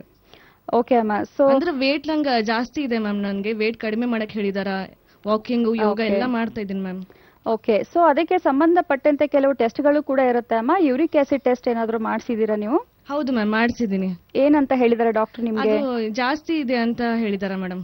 ಓಕೆ, ಸೊ ನೋಡಿ ಅಮ್ಮ, ಯೂರಿಕ್ ಆಸಿಡ್ ಲೆವೆಲ್ ಜಾಸ್ತಿ ಇದೆ ರಕ್ತದ ಅಂಶದಲ್ಲಿ ಅಂದ್ರೆ ಅದಕ್ಕೆ ನಾವು ಗೌಟ್ ಅಥವಾ ಗೌಟಿ ಆರ್ಥ್ರೈಟಿಸ್ ಅಂತ ಹೇಳ್ತೀವಿ. ಸೊ ಖಂಡಿತ ಗೌಟಿ ಆರ್ಥ್ರೈಟಿಸ್ ಕಾಣಿಸ್ಕೊಳ್ಳೋದಕ್ಕೆ ಪ್ರಮುಖ ಕಾರಣವೇ ಒಂದು ಒಬೆಸಿಟಿ ಅಂತ ಹೇಳ್ತೀವಿ. ಎರಡನೇದು ನಾವು ನಿಂತ್ಕೊಂಡು ಮಾಡುವಂತ ಕೆಲಸ ಕೂಡ ಎಫೆಕ್ಟ್ ಆಗುತ್ತೆ. ಸೊ ಮೂರನೇದಾಗಿ ತುಂಬಾ ಜಾಸ್ತಿ ನಾನ್ ವೆಜ್ ಯಾರು ಯೂಸ್ ಮಾಡ್ತಾರೆ ಅಥವಾ ರೆಡ್ ಮೀಟ್ ಅಂತ ಏನ್ ಹೇಳ್ತೀವಿ, ಯಾರು ಬಳಸ್ತಾರೆ ಅಂತವರಲ್ಲಿ ನಾವು ಇದನ್ನ ಜಾಸ್ತಿ ಕಾಣಬಹುದು. ಈ ನಿಮಗೆ ಎಫೆಕ್ಟ್ ಆಗಿರುವಂತದ್ದು ಒಂದು ತೂಕದಿಂದ ಅಂತ ಹೇಳ್ಬಹುದು. ನೀವ್ ಯಾವುದೇ ಒಂದು ಮೆಡಿಸಿನ್ಸ್ ಉಪಯೋಗಿಸ್ತಾ ಇದ್ರು ನಿಮ್ಗೆ ಬೆರಳಲ್ಲಿ ಕಾಣಿಸ್ಕೊಂತ ಇರುವಂತ ನೋವು ಕಮ್ಮಿ ಆಗೋದಕ್ಕೆ ನೀವು ಟ್ರೀಟ್ಮೆಂಟ್ ಉಪಯೋಗಿಸ್ತಾ ಇದ್ದೀರಾ. ಬಟ್ ಇಲ್ಲಿ ನಿಮ್ಗೆ ಟ್ರೀಟ್ಮೆಂಟ್ ಬೇಕಾಗಿರುವಂತದ್ದು ನಿಮ್ಗೆ ರಕ್ತದಲ್ಲಿ ಹೆಚ್ಚಾಗಿರುವಂತ ಯೂರಿಕ್ ಆಸಿಡ್ ಲೆವೆಲ್ ನಾರ್ಮಲ್ ಮಾಡ್ಕೊಳ್ಳೋದು ಮೊದಲು ಇಂಪಾರ್ಟೆಂಟ್ ಆಗುತ್ತೆ. ಅದರ ಜೊತೆಗೆ ನಿಮ್ಗೆ ತೂಕ ಏನು ದಿನೇ ದಿನೇ ಜಾಸ್ತಿ ಆಗ್ತಾ ಇದೆ, ಆ ತೂಕ ಖಂಡಿತ ಕಂಟ್ರೋಲ್ ಮಾಡ್ಕೊಳ್ಳೋದು ತುಂಬಾನೇ ಇಂಪಾರ್ಟೆಂಟ್ ಆಗುತ್ತೆ.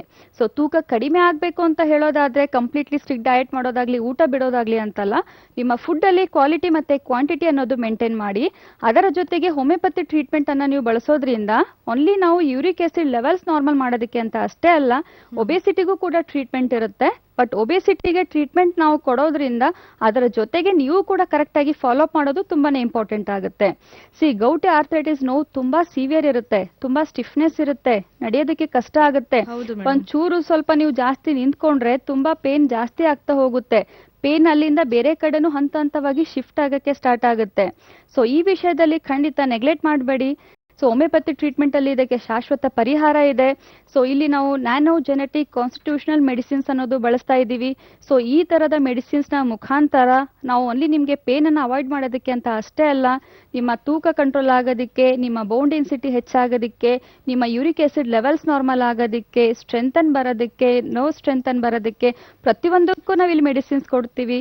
ಅದಕ್ಕೆ ತಕ್ಕಂತೆ ನೀವು ಕೂಡ ಹೆಲ್ದಿ ಡಯಟ್ ಅನ್ನ ಮೇಂಟೈನ್ ಮಾಡಬೇಕಾಗುತ್ತೆ. ಆ ತರ ಫಾಲೋ ಅಪ್ ಮಾಡ್ತಾ ಹೋಗಿ. ಸೊ ಖಂಡಿತ ನಾವು ಶಾಶ್ವತ ಪರಿಹಾರ ಕೊಡೋದಕ್ಕೂ ಹೆಲ್ಪ್ ಮಾಡ್ತೀವಿ.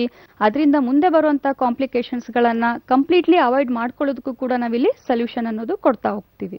Thank you madam. Thank you Sumalatha, thanks for calling. ಸರಿ ಡಾಕ್ಟ್ರೆ, ಸಾಮಾನ್ಯವಾಗಿ ಈ ಸಂಧಿವಾತ ಬಂದ ತಕ್ಷಣ ಈ ಮೂಳೆ ಪ್ರಾಬ್ಲಮ್, ಜಾಯಿಂಟ್ಸ್ ಪ್ರಾಬ್ಲಮ್ ಅಂತ ಹೇಳಿದ್ರಿ. ವಯಸ್ಸಾದವರು ಅಥವಾ ಸರ್ವೇ ಸಾಮಾನ್ಯವಾಗಿ ಈ ಕಾಯಿಲೆಯ ತೀವ್ರತೆ ಕಂಡ ಮೇಲೂ ಕೂಡ ಈ ಸರ್ಜರಿ ಒಳಗಾಗೋದಕ್ಕೆ ಭಯ ಪಡ್ತಾರೆ. ಈ ಸರ್ಜರಿ ಅಂದ್ರೆ ಯಾರಿಗೆ ತಾನೇ ಭಯ ಇರಲ್ಲ, ಸಾಮಾನ್ಯವಾಗಿ ಎಲ್ಲರಲ್ಲೂ ಭಯ ಇರುತ್ತೆ. ಆದ್ರೆ ಈ ನಮ್ಮ ಹೋಮಿಯೋಪತಿಯಲ್ಲಿ ಈ ಚಿಕಿತ್ಸೆ ಎಷ್ಟು ವಿಭಿನ್ನವಾಗಿದೆ. ಅಂತ ಸರ್ಜರಿಗಳನ್ನೇನಾದ್ರೂ ಪೋಸ್ಟ್ಪೋನ್ ಮಾಡಬಹುದಾ? ಮುಂಚಿತವಾಗಿಯೇ ಒಬ್ಬ ಕಾಯಿಲೆ ಇರುವಂತಹ ವ್ಯಕ್ತಿ ನಿಮ್ಮನ್ನ ಸಂಪರ್ಕ ಮಾಡಿದ್ರೆ ಎಷ್ಟರ ಮಟ್ಟಿಗೆ ಈ ಸರ್ಜರಿ ಅನ್ನೋದನ್ನ ಪೋಸ್ಟ್ಪೋನ್ ಮಾಡಬಹುದು? ಖಂಡಿತ. ಸೊ ಪ್ರತಿಯೊಂದು ಕಾಯಿಲೆನಲ್ಲಿ ಸ್ಟೇಜ್ ಅನ್ನೋದು ತುಂಬಾನೇ ಇಂಪಾರ್ಟೆಂಟ್ ಇರುತ್ತೆ. ಸ್ಟೇಜ್ ಮೀರ್ ಹೋಗಾದ್ಮೇಲೆ ಟ್ರೀಟ್ಮೆಂಟ್ ಅನ್ನೋದು ನಾವು ಹೋದಾಗ ಯಾವುದೇ ಒಂದು ಟ್ರೀಟ್ಮೆಂಟ್ ಆಗಲಿ, ಸರ್ಜರಿ ಆಗಲಿ ಕೂಡ ಅದನ್ನು ಕೂಡ ಯೂಸ್ ಆಗೋದಿಲ್ಲ. So precaution is better then cure ಅಂತ ನಾವು ಹೇಳ್ತಾ ಬರ್ತೀವಿ. ಸ್ಟಾರ್ಟಿಂಗ್ ಅಲ್ಲಿ ನಿಮ್ಗೆ ಲಕ್ಷಣಗಳನ್ನೋದು ತೋರಿಸ್ತಾ ಇರುತ್ತೆ. ಸ್ಟಾರ್ಟಿಂಗ್ ಅಲ್ಲಿ ಡಿಫಿಕಲ್ಟೀಸ್ ಅನ್ನೋದು ಕೂಡ ನೀವು ಫೇಸ್ ಮಾಡ್ತಾ ಇರ್ತೀರಾ. ಪೇನ್ಸ್ ಅಲ್ಲೂ ಕೂಡ ಟೈಪ್ಸ್ ಇರುತ್ತೆ. ಒಂದು ಅಕ್ಯೂಟ್ ಪೇನ್ ಅಂತೀವಿ, ಇನ್ನೊಂದು ಕ್ರಾನಿಕ್ ಪೇನ್ ಅಂತ ಹೇಳ್ತೀವಿ. ಈಗ ನಿನ್ನೆಯಿಂದ ಕಾಣಿಸ್ಕೊಂತಿರುವಂತ ನೋವಿಗೆ ನಾವು ಆರ್ಥ್ರೈಟಿಸ್ ಅಂತ ಹೇಳಕ್ ಆಗಲ್ಲ. ಬಿಕಾಸ್ ಲೈಫ್ ಅಲ್ಲಿ ಎಲ್ರಿಗೂ ಒಂದ್ಸಲನಾದ್ರೂ ನೋವು ಅನ್ನೋದು ಕಾಣಿಸ್ಕೊಂಡು ಕೂತ್ಕೊಂಡೇ ಕಾಣಿಸ್ಕೊಳ್ಳುತ್ತೆ. ಈಗ ಜಾಸ್ತಿ ನಾನು ಕೂತ್ಕೊಂಡಾಗಿರ್ಬೋದು ಅಥವಾ ನಾನು ಜಾಸ್ತಿ ಟ್ರಾವೆಲ್ ಮಾಡಿದ್ದೀನಿ ಅಂತ ಇರ್ಬೋದು. ಸೊ ಆ ಒಂದು ದಿನದಲ್ಲಿ ನನಗೆ ಕತ್ತು ನೋವು ಕಾಣಿಸ್ಕೊಳ್ಬಹುದು ಅಥವಾ ನನಗೆ ಭುಜ ನೋವು ಕಾಣಿಸ್ಕೊಳ್ಬಹುದು. ಸೊ ಅದಕ್ಕಂತೆಲ್ಲ ನಾವು ಆರ್ಥ್ರೈಟಿಸ್ ಅಂತ ಹೇಳೋದಕ್ಕೆ ಆಗೋದಿಲ್ಲ.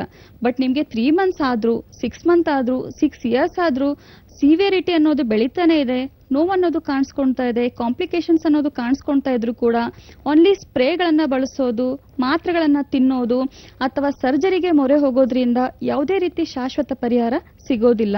ಸ್ಟಾರ್ಟಿಂಗ್ ಸ್ಟೇಜ್ ಅಲ್ಲಿನೇ ನಿಮ್ಗೆ ಈ ತರ ಲಕ್ಷಣಗಳನ್ನೋದು ಕಾಣಿಸ್ಕೊಳ್ತಾ ಇದೆ ಅಂದಮೇಲೆ ಸೊ ಹೋಮಿಯೋಪತಿ ಟ್ರೀಟ್ಮೆಂಟ್ ಮುಖಾಂತರ ಇದಕ್ಕೆ ಸಂಪೂರ್ಣವಾಗಿ ಪರಿಹಾರ ಖಂಡಿತ ಪಡ್ಕೋಬಹುದು. ಯಾಕಂದ್ರೆ ಹೋಮಿಯೋಪತಿನಲ್ಲಿ ನಾವು ಟ್ರೀಟ್ಮೆಂಟ್ ಅನ್ನೋದು ಯಾವ ತರ ಕೊಡ್ತೀವಿ ಅಂದ್ರೆ ಅದ ಯಾವುದೇ ತರದ ಸಂಧಿವಾತದ ಸಮಸ್ಯೆ ಇರ್ಬೋದು, ಯಾವುದೇ ತರದ ಆರ್ಥ್ರೈಟಿಸ್ ಇರ್ಬೋದು, ಬರೀ ಮೇಲೆ ಕಾಣಿಸ್ಕೊಳ್ತಾ ಇರುವಂತ ನಾವು ಪೇನ್ ಅನ್ನ ಅವಾಯ್ಡ್ ಆಗೋದಿಕ್ಕೆ, ಪೇನ್ ಅನ್ನ ಕಮ್ಮಿ ಮಾಡೋದಕ್ಕೆ ನಾವು ಇಲ್ಲಿ ಟ್ರೀಟ್ಮೆಂಟ್ ಅನ್ನೋದು ಕೊಡ್ತಾ ಇಲ್ಲ.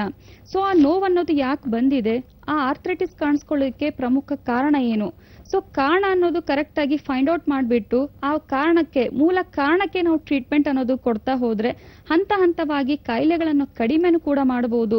ಸರ್ಜರಿಗೆ ಹೋದ್ಮೇಲೆ ಏನಾಗುತ್ತೆ, ಇವಾಗ ನಮ್ಮ ಹತ್ರನೂ ಕೂಡ ಎಷ್ಟೋ ಜನರು ಪೇಷಂಟ್ಸ್ ಬಂದಾಗ ಸರ್ಜರಿ ಮಾಡಿಸ್ಕೊಂಡೇ ಬಂದಿರ್ತಾರೆ. ಬಟ್ ಸರ್ಜರಿ ಮಾಡ್ಕೊಂಡು ಆದ್ಮೇಲೂ ಕೂಡ ಪೇನ್ ನ ಸಿವಿಯರಿಟಿ ಜಾಸ್ತಿ ಆಗುತ್ತೆ, ಮುಂಚೆದಷ್ಟು ಈಸಿಲಿ ಮೂವ್ಮೆಂಟ್ಸ್ ಕೂಡ ಮಾಡೋದಕ್ಕಾಗೋದಿಲ್ಲ, ಫ್ಲೆಕ್ಸಿಬಿಲಿಟಿ ಇರೋದಿಲ್ಲ. ಸೊ ಆ ಕಾರಣಕ್ಕಾಗಿನೇ ಮತ್ತೆ ಹೋಮಿಯೋಪತಿ ಟ್ರೀಟ್ಮೆಂಟ್ ಅನ್ನೋದು ಬಳಸ್ತಾ ಇರ್ತಾರೆ. ಸೊ ಹೋಮಿಯೋಪತಿ ಟ್ರೀಟ್ಮೆಂಟ್ ಇಂದ ನಾವು ಮೂಲ ಕಾರಣನ ಕರೆಕ್ಟ್ ಆಗಿ ಫೈಂಡ್ ಔಟ್ ಮಾಡಿ ಸೊ ಹಂತ ಹಂತವಾಗಿ ನೋವಿನ ಇಂಟೆನ್ಸಿಟಿ ಕಡಿಮೆ ಮಾಡಿ ಕಾಂಪ್ಲಿಕೇಶನ್ಸ್ ಅನ್ನ ಬರದೇ ಇರುವ ಹಾಗೆ ಇಲ್ಲಿ ಟ್ರೀಟ್ಮೆಂಟ್ ಕೊಡೋದಕ್ಕೆ ಹೆಲ್ಪ್ ಮಾಡ್ತೀವಿ. ಡಾಕ್ಟರ್, ಆರ್ಥ್ರೈಟಿಸ್ ಬಗ್ಗೆ, ಸಂಧಿವಾತದ ಬಗ್ಗೆ ಹಲವಾರು ವಿಚಾರಗಳನ್ನ ಜನಕ್ಕೆ ಅರ್ಥ ಆಗೋ ರೀತಿಯಲ್ಲಿ ತುಂಬಾ ಸರಳವಾಗಿ ತಿಳಿಸ್ಕೊಟ್ಟಿದ್ದೀರಿ. ಡಾಕ್ಟರ್ ಸ್ವಪ್ನಾಲಿ ಅವರೇ, ನಿಮಗೆ ಧನ್ಯವಾದಗಳು. ನಮಸ್ತೆ. Thank you. ನೋಡಿದ್ರಲ್ಲ ವೀಕ್ಷಕರೇ, ನಮ್ಮ ಹೋಮಿಯೋಪತಿಯಲ್ಲಿ ನಿಮಗೆ ಸಿಗುವ ಸರಿಯಾದ ಚಿಕಿತ್ಸಾ ಕ್ರಮಗಳನ್ನ ನಮ್ಮ ಹೋಮಿಯೋಪತಿ ದೇಶಾದ್ಯಂತ 50ಕ್ಕೂ ಹೆಚ್ಚು ಶಾಖೆಗಳನ್ನು ಹೊಂದಿದ್ದು ಜನರ ಆರೋಗ್ಯ ಸುಧಾರಣೆಯಲ್ಲಿ ಪ್ರಮುಖ ಪಾತ್ರ ವಹಿಸ್ತಾ ಇದೆ. ನಮ್ಮ ಹೋಮಿಯೋಪತಿಯಲ್ಲಿ ಚಿಕಿತ್ಸೆ ಪಡೆದಂಥ ಲಕ್ಷಾಂತರ ಜನರು ಧನಾತ್ಮಕವಾದಂಥ ಪ್ರತಿಕ್ರಿಯೆಗಳನ್ನು ಕೂಡ ಕೊಡ್ತಾ ಇದ್ದಾರೆ. ತಮಗೆ ಎಂಥದ್ದೇ ಆರೋಗ್ಯ ಸಮಸ್ಯೆ ಇದ್ರೂ ನಮ್ಮ ಹೋಮಿಯೋಪತಿಯನ್ನ ಸಂಪರ್ಕಿಸಿ ಮತ್ತು ಆರೋಗ್ಯವನ್ನ ಸುಧಾರಿಸಿಕೊಳ್ಳಿ ಅಂತ ತಮ್ಮಲ್ಲಿ ವಿನಂತಿ ಮಾಡ್ತಾ, ಈ ಟಿವಿ ಪರದೆಯಲ್ಲಿ ಕಾಣಿಸ್ತಿರುವ ಸಂಖ್ಯೆಗೆ ಕರೆ ಮಾಡಿ ಇಲ್ಲಿರುವಂತಹ ನುರಿತ ವೈದ್ಯರೊಂದಿಗೆ ಮಾತನಾಡಿ ಚಿಕಿತ್ಸೆಯನ್ನ ಪಡೆದುಕೊಂಡು ಗುಣಮುಖರಾಗಿ ಅಂತ ಹೇಳ್ತಾ ಈ ಕಾರ್ಯಕ್ರಮವನ್ನ ಮುಕ್ತಾಯ ಮಾಡ್ತಾ ಇದ್ದೀನಿ. ಧನ್ಯವಾದಗಳು.